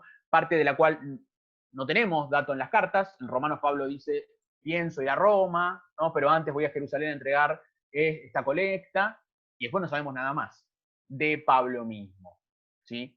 Que llegue a Jerusalén sin la colecta, porque en Hechos no está, lo apresen, ¿sí? Tenga todo un juicio muy similar al juicio de Jesús, y después por su ciudadanía vaya a Roma, ¿sí? Y ahí quede, ¿no? Según el esquema que propone Hechos, no hay martirio.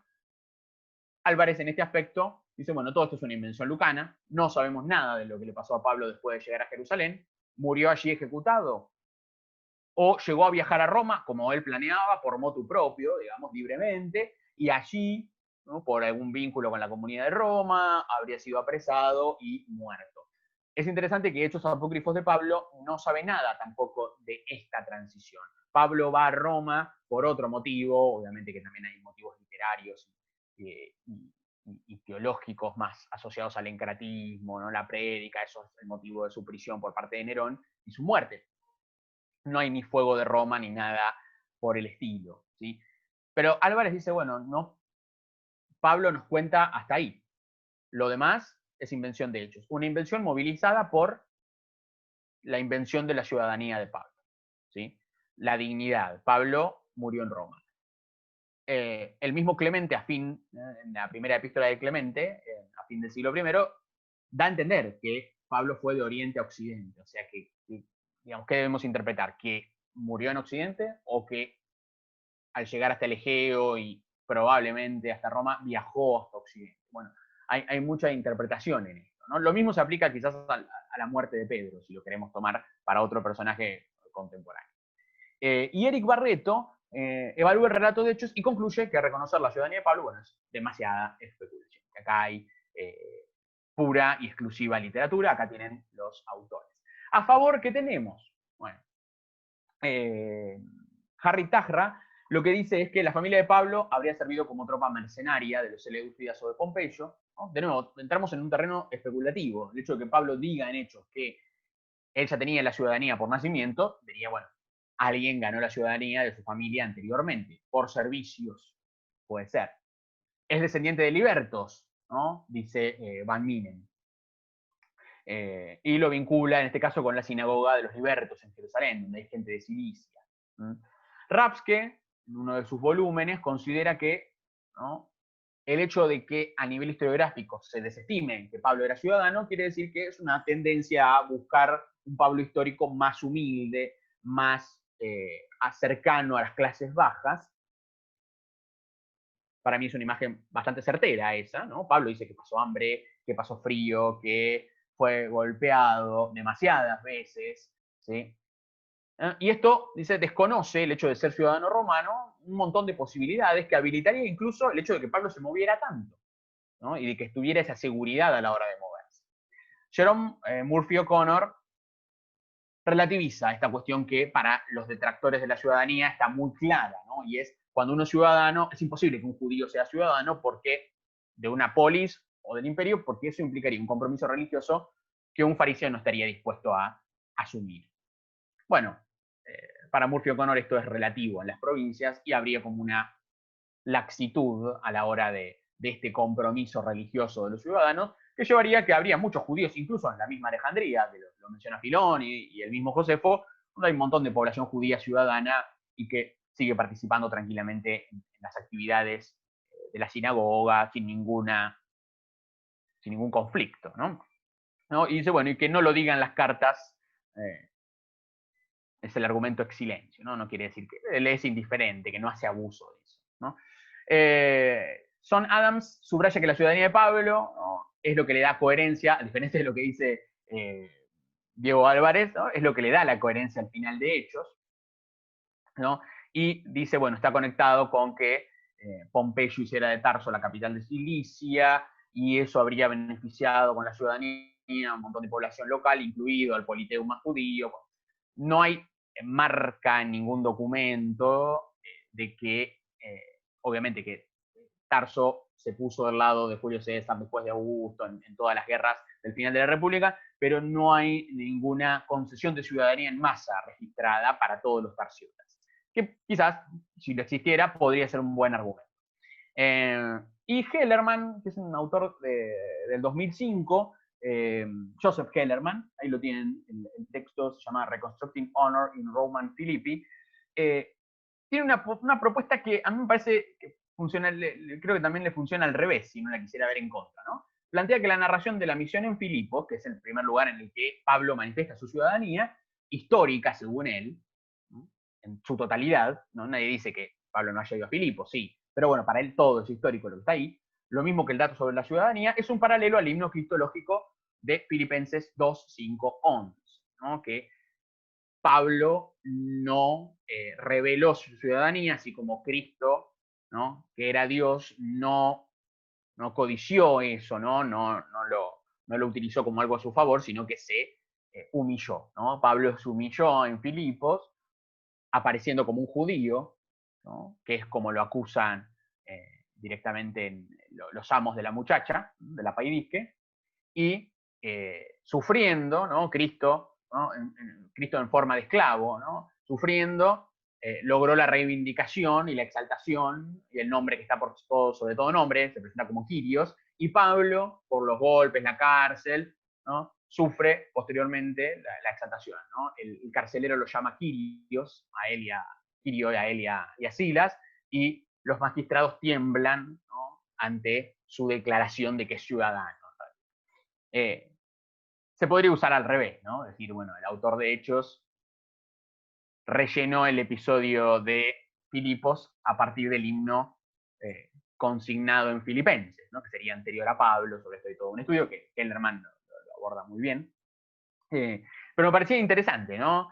Y completaría un poco también la semejanza de Jesús y Pablo, ¿no? Como ven, hay muchas posturas en este aspecto, todas son problemáticas, ¿sí? Pero lo cierto es que en las cartas no tenemos el dato concreto, que podría haberlo sido tranquilamente, ¿no? No habría ningún impedimento para que Pablo fuera ciudadano romano y hubiera ejercido ciertos beneficios asociados a esa condición. Lo que sí Pablo es, y no le reconocen, es apóstol, ¿sí? En sus cartas es un tema recurrente, ¿no? Creo que así como el mismo Ignacio de Antioquía en sus cartas insiste en el tema del episcopado, Pablo insiste todo el tiempo en el tema de la apostolicidad, y está en los saludos iniciales de la carta, ¿no?, en la introducción directamente. Fíjense en el primer versículo de Romanos, en el primer versículo de los Corintios, ¿no? Y siempre es llamado a ser apóstol de Cristo Jesús por voluntad de Dios, ¿no? Y en Romanos dice apóstol por vocación, por llamado, escogido por el Evangelio, ¿no? Volvemos a lo mismo, ¿no? Sin pedirle consejo a nadie, mi Evangelio no lo recibí de ningún hombre, ¿no? Está entroncado con la tradición de Jerusalén, sí, porque los conoce y los ha escuchado y transmite lo que ellos dicen, ¿no? Al menos lo tenemos en algunos pasajes. Pero su apostolicidad no depende de Jerusalén. En el capítulo 9 de Corintios, ¿no?, no soy yo apóstol, acá les habla a los corintios, ¿no? No he visto yo a Jesús nuestro Señor, ¿no? Acá vuelve a la experiencia mística. Si para otros no soy yo apóstol, ¿no?, esta polémica va a continuar incluso para el tiempo de Hechos, para ustedes sí que lo soy, ustedes son el sello de mi apostolado en el Señor. Competencia, estamos hablando, ¿no? Legitimidad, probablemente en el hecho del conocimiento carnal de Jesús. Y en el capítulo 15 retoma la cuestión, ¿no? Lo que está abajo son fragmentos de Corintios, la segunda, y Gálatas, donde vuelve a retomar el tema, ¿no? Y el último término se me apareció también a mí, que soy como un aborto. Está hablando de Jesús resucitado, ¿no? ¿A quién se le fue a aparecer? Pues soy el último de los apóstoles, indigno del nombre de apóstol por haber perseguido a la iglesia de Dios. Mas por la gracia de Dios soy lo que soy, y la gracia de Dios no ha sido estéril en mí, antes bien he trabajado más que todos ellos, pero no yo, sino la gracia de Dios conmigo.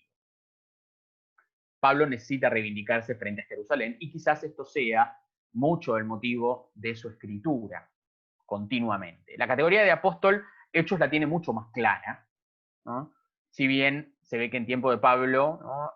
La presencia de ciertos apóstoles, por ejemplo los superapóstoles que él nombra en 2 Corintios, no tenemos en claro si vienen de Santiago, ¿no? Acá hay varias teorías, vienen de Santiago, son independientes, a quién están representando, ¿no? Que obviamente que tienen una intendencia más nomista, ¿no? Más legalista en cuanto a la inclusión en la comunidad, pero a quién están representando, ¿sí?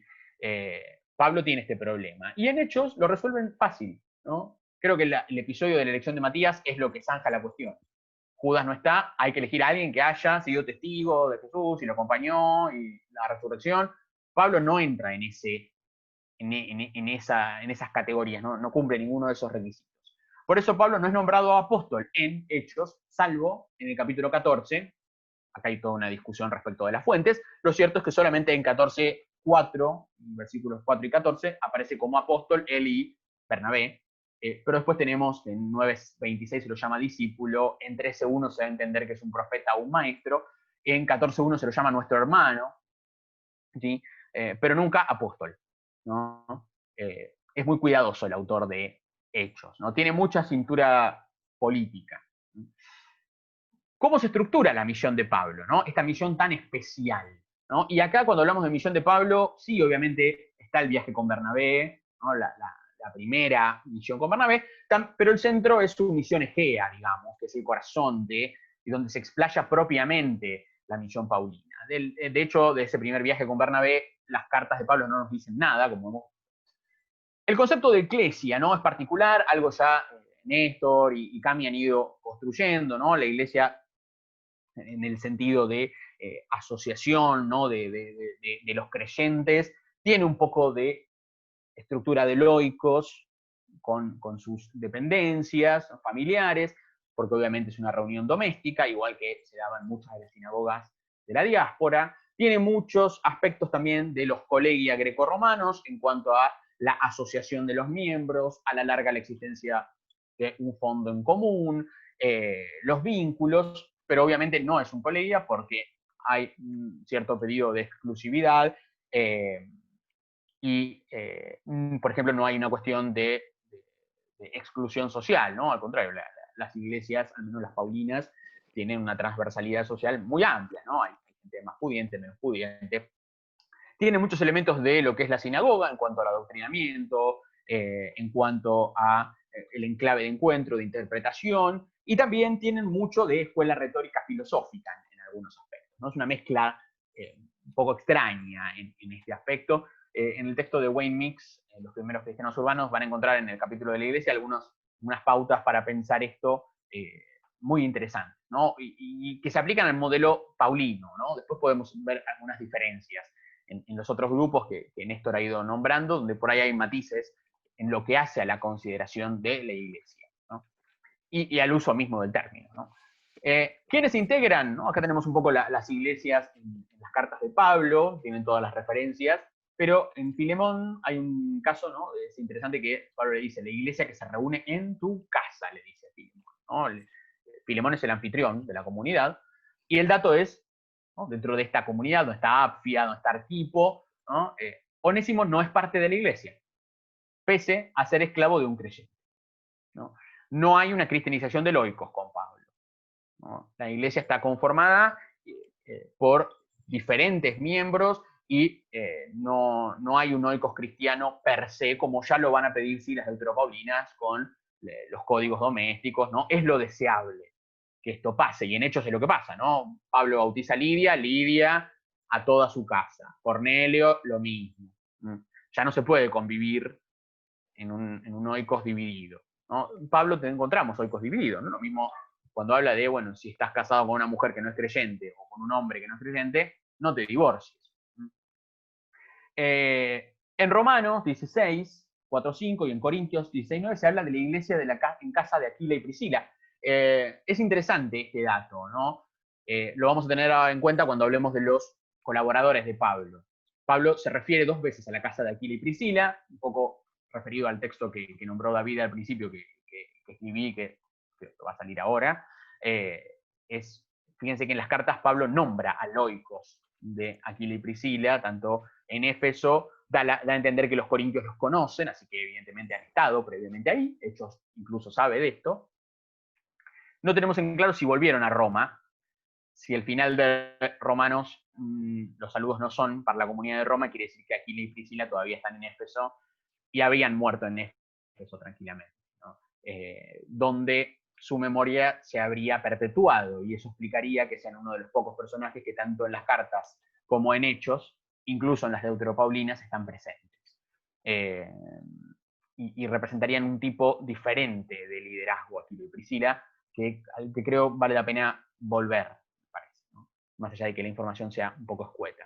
Pero lo dejo para desarrollar un poco después. Fíjense que acá aparece la iglesia nucleada en casas. ¿Quiénes integran? Gentiles en su mayoría, muchos de ellos posiblemente prosélitos o temerosos de Dios, ¿no? Prosélitos, o sea, que ya se han integrado, están circuncidados, pese a provenir de la gentilidad, o temerosos, ¿no? Simpatizantes del judaísmo, que serían el foco central de la misión paulina, ¿no? Estos que están vinculados a la sinagoga, unas sinagogas bastante abiertas en la diáspora, donde se pueden integrar a la lectura, incluso a veces a las redes de solidaridad. ¿Cómo funcionan? Bueno, un caos. Las iglesias de Pablo son organizaciones con problemas reales, ¿no? Que Pablo apele, voy a nombrar algunos, ¿no? Al símil del cuerpo, la variedad de dones, insista en el tema del amor comunitario, ¿no? Tanto en Romanos como en Corintios, ¿no? Esto de poner orden en la asamblea. Bueno, es una asamblea donde todos nos podemos manifestar, pero tengan cuidado con esto, ¿no? No hablen todos a la vez, traten de poner un orden, de escucharse. En Romanos 14 hay variedad de comportamiento en la comunidad, ¿no? Dice, bueno, no se juzguen, busquen la unidad, busquen lo que los une. En Corintios 10, 16 tenemos una comunidad dividida que reconoce diferentes líderes. Perdón, acá debe haber algo mal. Entonces, 1, falta el capítulo, ¿no? 1, 10, 16. Reconoce diferentes fundadores, Apolo, Cefas, Pablo, no se ponen de acuerdo. También tenemos el problema de la cena, es el ritual por excelencia que los reúne y hay disputas sobre el asunto. En Gálatas y en la segunda de los Corintios hay otros misioneros en la zona que ponen en duda el evangelio de Pablo y lo critican. En la primera de los Tesalonicenses, parte de la comunidad tiene revelaciones proféticas y Pablo lo llama a la unidad, a la paciencia. En Filipenses 4 tenemos el testimonio de 2 mujeres que debemos entender que han tenido un conflicto entre sí que está afectando a la asamblea, por lo cual Pablo pide que se reconcilien, o han tenido un conflicto con Pablo, que también es posible, ¿no? Las llama que han luchado con él por el evangelio, quiere decir que han sido mujeres bastante prominentes en la evangelización de Filipos y ahora están desunidas. Bueno, situaciones que le pueden pasar a cualquier comunidad de antes o de ahora, ¿no? En Hechos todo es más idílico, ¿no? La eclesía aparece, ya el término, en Hechos 5:11, con la muerte de Ananías y Zafira, ¿no? Y para muchos intérpretes, la aparición de la iglesia, ¿no? Ya no de los hermanos, los reunidos, sino la iglesia, es después de este milagro punitivo, durísimo, de la muerte de 2 integrantes de la comunidad, a los que no se envilece, ¿no? Es todo un tema eso, es el Espíritu Santo, ¿no? Cuando Pedro dice han tentado al Espíritu, que protege a la comunidad, justamente de un fraude económico bastante llamativo, ¿no? ¿Qué lugar tenemos? Fíjense que Pablo habla de la casa de tal. Acá tenemos la estancia superior, la casa de María, la casa de Santiago. Curiosamente, esto es lo que por ahí yo planteo en el texto, ¿no? Loicos de Aquila y Priscila no aparecen en el relato cumpliendo el rol de anfitrión de la comunidad. Aquila y Priscila reciben a Pablo en Corinto, pero Pablo después se muda, no lo usa su oikos de base. En Éfeso tampoco queda muy claro qué rol cumplen, adoctrinan a Apolo, se desdibuja la presencia de los oikoi. El proceso de fundación de una iglesia en Hechos va por la prédica en la sinagoga o el proseuge, ¿no? Esto lo planteó Néstor el otro día y Cami habló también de espacios, ¿no? de reunión de los judíos y sus simpatizantes. Los judíos del lugar lo rechazan, se vuelcan a los gentiles que están vinculados a la sinagoga. Y acá es interesante que varios autores dicen, bueno, esta no habría sido la estrategia del Pablo histórico, ¿no? Más allá de que Pablo no es inverosímil verlo predicar en una sinagoga, William Sanger Campbell plantea también en este libro que se llama The We Passages, los pasajes de nosotros, que al romper con Bernabé, ¿no? Pablo queda simplemente legitimado por el Espíritu Santo. Pero dice, el autor, de hecho, sigue reproduciendo para la misión de Pablo la forma misionera de Bernabé. En esto, el autor dice, bueno, esta idea de ir y predicar en la sinagoga sería y proviene de lo que sería la fuente que legitima a Bernabé dentro de ellos. Y que Pablo, ¿no?, como apóstol de los gentiles y como misionero de la gentilidad, no habría tomado como base, no habría sido su prototipo. De hecho, en las cartas esto no está presente, ¿no? La prédica en la sinagoga, sino que es directamente otro modelo, ¿no? Acá diría, bueno, se transpone, se extiende el modelo de Bernabé a la misión paulina, ¿no? Sobre todo a la misión paulina en el Egeo. ¿Quiénes la integran? La iglesia, según hechos, judíos, prosélitos, temerosos de Dios, ¿no? Acá algunos fragmentos donde escuchen israelitas, ustedes, los que temen a Dios, ¿no? Bueno, y demás. ¿Cómo funcionan? Bárbaro, ¿no? Las iglesias por entonces gozaban de paz en toda Judea, Galilea, Samaria, se edificaban, progresaban en el temor del Señor, están llenas de consolación en el Espíritu Santo, ¿no? Son cuerpos organizados, jerárquicos, tienen delegados, profetas, maestros, presbíteros, son comunidades orantes, ¿sí? No se habla de ninguno de los conflictos que Pablo nos manifiesta en las cartas, y son conflictos serios. O sea, lo que pasa en Corinto no es una pavada, ¿no? En torno a su figura. Esto no está presente. ¿Cómo se mantienen las comunidades y cómo es el tipo de liderazgo que Pablo nos plantea? En las cartas, Pablo, y esto también está en Hechos, y está en las Deuteropaulinas, en la famosa frase de la segunda carta a los tesalonicenses, Pablo insiste en el trabajo manual como marca de su desinterés económico, en la prédica del Evangelio como elemento distintivo de su apostolado. Pablo sabe que Jesús dijo que los que predican el Evangelio tienen que vivir del Evangelio, ¿sí? Vivir de la hospitalidad.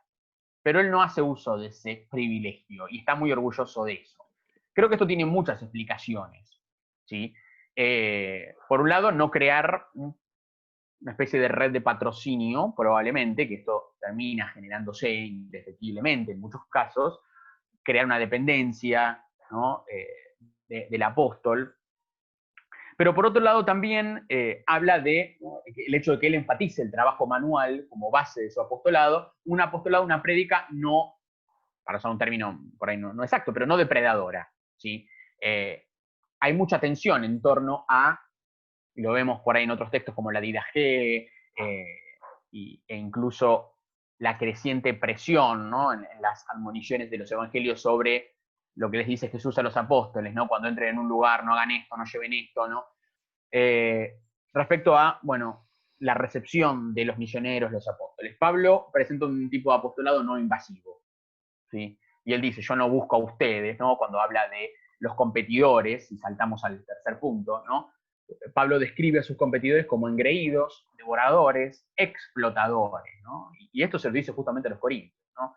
Yo no me dejé mantener por ustedes, pero ustedes mantienen a estos otros que los devoran, los explotan. Y sin embargo, Pablo reconoce que en esto él tiene una estrategia diferente, ¿no? Es consciente. Volviendo un poco al tema de la pobreza de Pablo, en esto Juan Crisóstomo en el comentario a Hechos es muy claro cuando incluso habla de la profesión de Pablo, ¿no? De que esta idea de tejedor, ¿no? Él dice se dedica directamente al trabajo en cuero, una especie de talabartero, él, Aquila y Priscila, sería un trabajo no redituable, ¿no? Y dice, bueno, pasan hambre, el sostén económico muchas veces les falta, algunas iglesias lo auxilian, otras no. Y por otro lado, el tema de la colecta, ¿no? Más allá de este tipo de liderazgo, el vínculo con Jerusalén es la colecta que él va planeando entre las comunidades, sobre todo las de Acaya y Macedonia son las que más le responden. No sabemos qué final tuvo esto porque, bueno, él dice que la va a entregar la colecta y sería, bueno, estaría ansioso por ver la cara de Santiago, supongo, cuando le dejara todo este aporte de la gentilidad, ¿no? Netamente material. En Hechos, directamente Pablo es un predicador que trabaja, sí, lo vemos en algunos aspectos, en algunos pasajes, sin embargo, se jerarquiza su posición social, no necesita de nadie, nunca pasa hambre, no hay colecta para Jerusalén, ¿no? Hay una colecta por el hambre bajo Claudio, pero ¿no? Directamente no hay mucho más.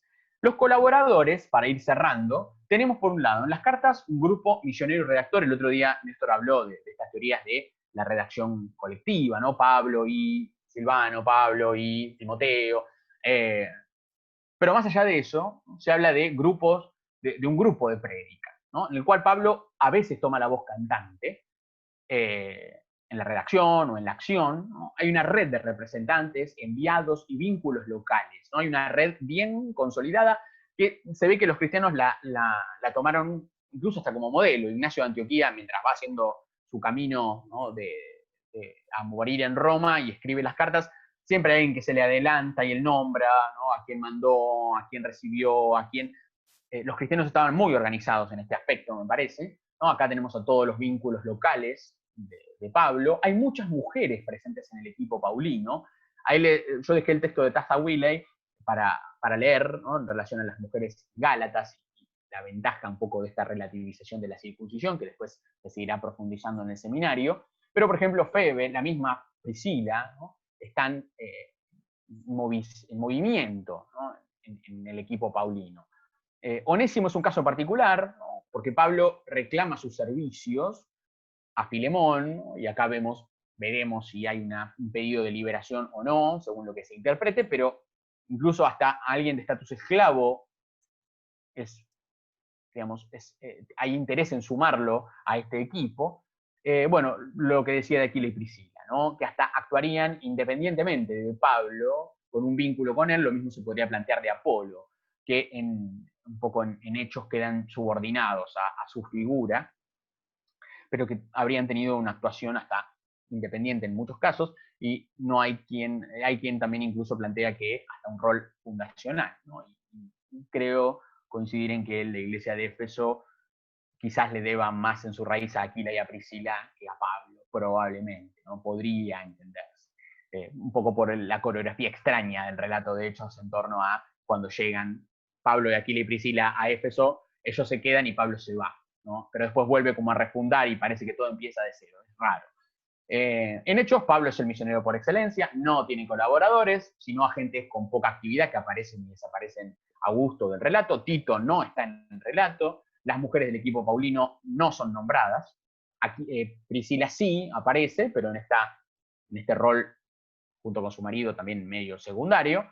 Y hay una postura negativa en torno a los fieles de estatus esclavo en todos Hechos, ¿no? Recomiendo el libro de Christy Cobb, que salió el año pasado, que se llama Slavery, Gender and Truth, que analiza los casos de Roda y la esclava oracular en Hechos, que está, la verdad, muy, muy interesante. Bueno, Priscila y Aquila están subordinados, ¿no? Nunca se presenta a su oikos como un lugar de reunión. Para cerrar, tenemos una cronología, un poco de resumen, ¿no? En las cartas, fíjense que vamos desde la llamada, en Hechos tenemos conversión. ¿Tienes hambre? Tenemos ¿Tú no has 3 años comido en todo el Siria y día? Arabia, en las cartas, hay una estancia en Damasco, una huida, una primera visita a Jerusalén y vínculo con Bernabé. Hechos no dice nada de Arabia. Fíjense que tenemos la primera visita. Las cartas dicen que pasan 14 años entre Cilicia y Siria, ¿no? Pablo se va de Jerusalén y pasan 14 años hasta que vuelve. En este lapso debemos entender que estuvo en Tarso, volvió a Antioquía, lo fue a buscar Bernabé. Hechos es más claro. Está en Tarso, va a Antioquía con Bernabé, sube a Jerusalén con donativos por el hambre, que esto en las cartas no está, y luego inicia el viaje misionero con Bernabé, los capítulos 13 y 14, y recién en el capítulo 15 visita Jerusalén por tercera vez. Las cartas van a la segunda visita, ¿no? Con la asamblea, la confrontación con Pedro en Antioquía, ¿no? Y la ruptura con Bernabé. Acá tenemos, fíjense que los años aproximados, todo esto es obviamente sujeto de debate, 47-49. El segundo viaje misionero, o la misión Egea, ¿no?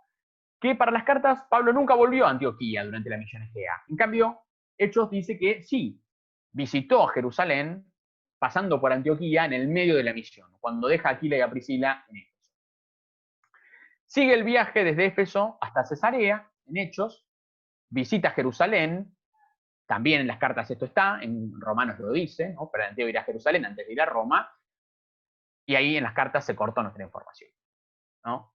Según Hechos, viaja a Roma, ¿no? y ahí queda misteriosamente predicando con libertad, ¿no? Bajo custodia. Bueno, la leyenda después se va a ocupar del resto. Pablo viajó a España, no viajó a España, murió allí, se encontró con Pedro, no se encontró con Pedro. Yo creo que acá el esquema es un poco el de la Ilíada, ¿no? Vieron que la Ilíada no narra la guerra de Troya, ¿no? Es el último año de la guerra. En realidad la Ilíada es un relato que con la guerra de fondo marca la disputa entre dos hombres, ¿no? Entre Agamenón y Aquiles. Y cuando se resuelve la disputa se acaba el relato, ¿no? Cuando Aquiles depone su ira, mata a Héctor en venganza, todo se restablece, ¿sí? No hay necesidad de un caballo ni de... Creo que Hechos, ¿no? El Evangelio llega al fin del mundo. Algunos dirán que es problemático el martirio de Pablo, justamente, y que hay algunas razones para no narrarlo. Los que creen en que el autor es alguien que está narrando a la par, tipo cronista, dirán, bueno, ya ahí termina el relato porque pues Pablo muere. Pero yo creo que hay una lógica acá respondiendo al objetivo concreto del autor de la doble obra lucana, ¿no? Bueno, acá podemos ver un poco la panorámica del ministerio de Pablo. Fíjense que está con puntos la tercera fase, ¿no?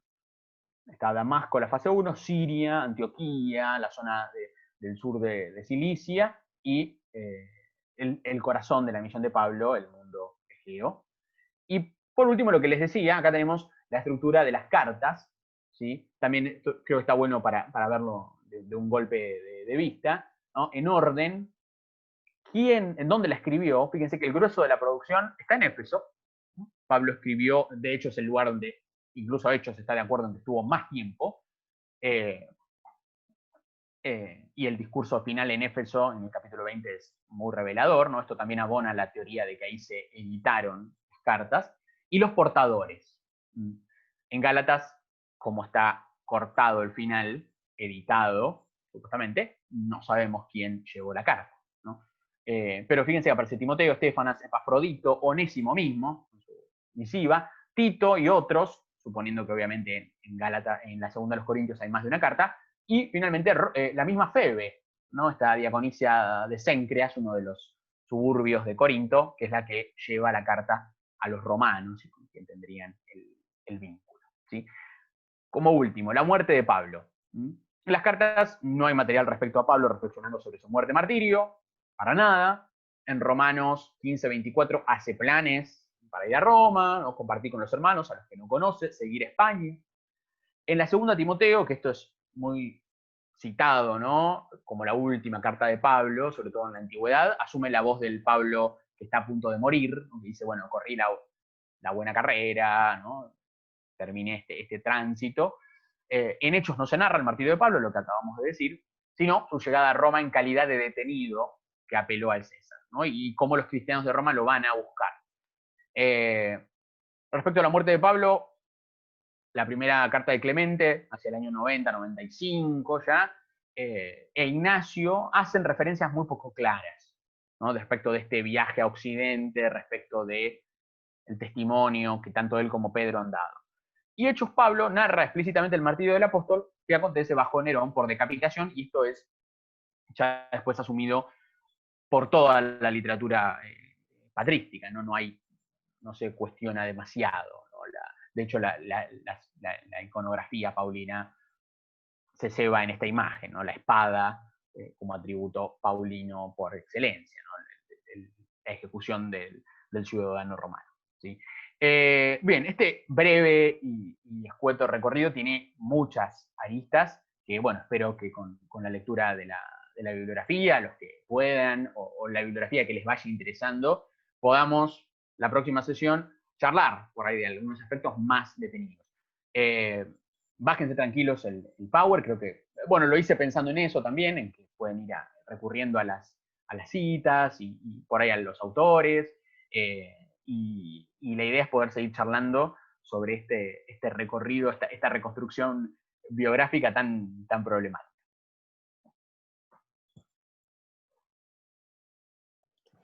Muchas gracias, Mariano. Nosotros por ahora aquí damos los aplausos correspondientes por tu exposición realmente muy esclarecedora y tremendamente profunda. Así que por ahora ustedes saben que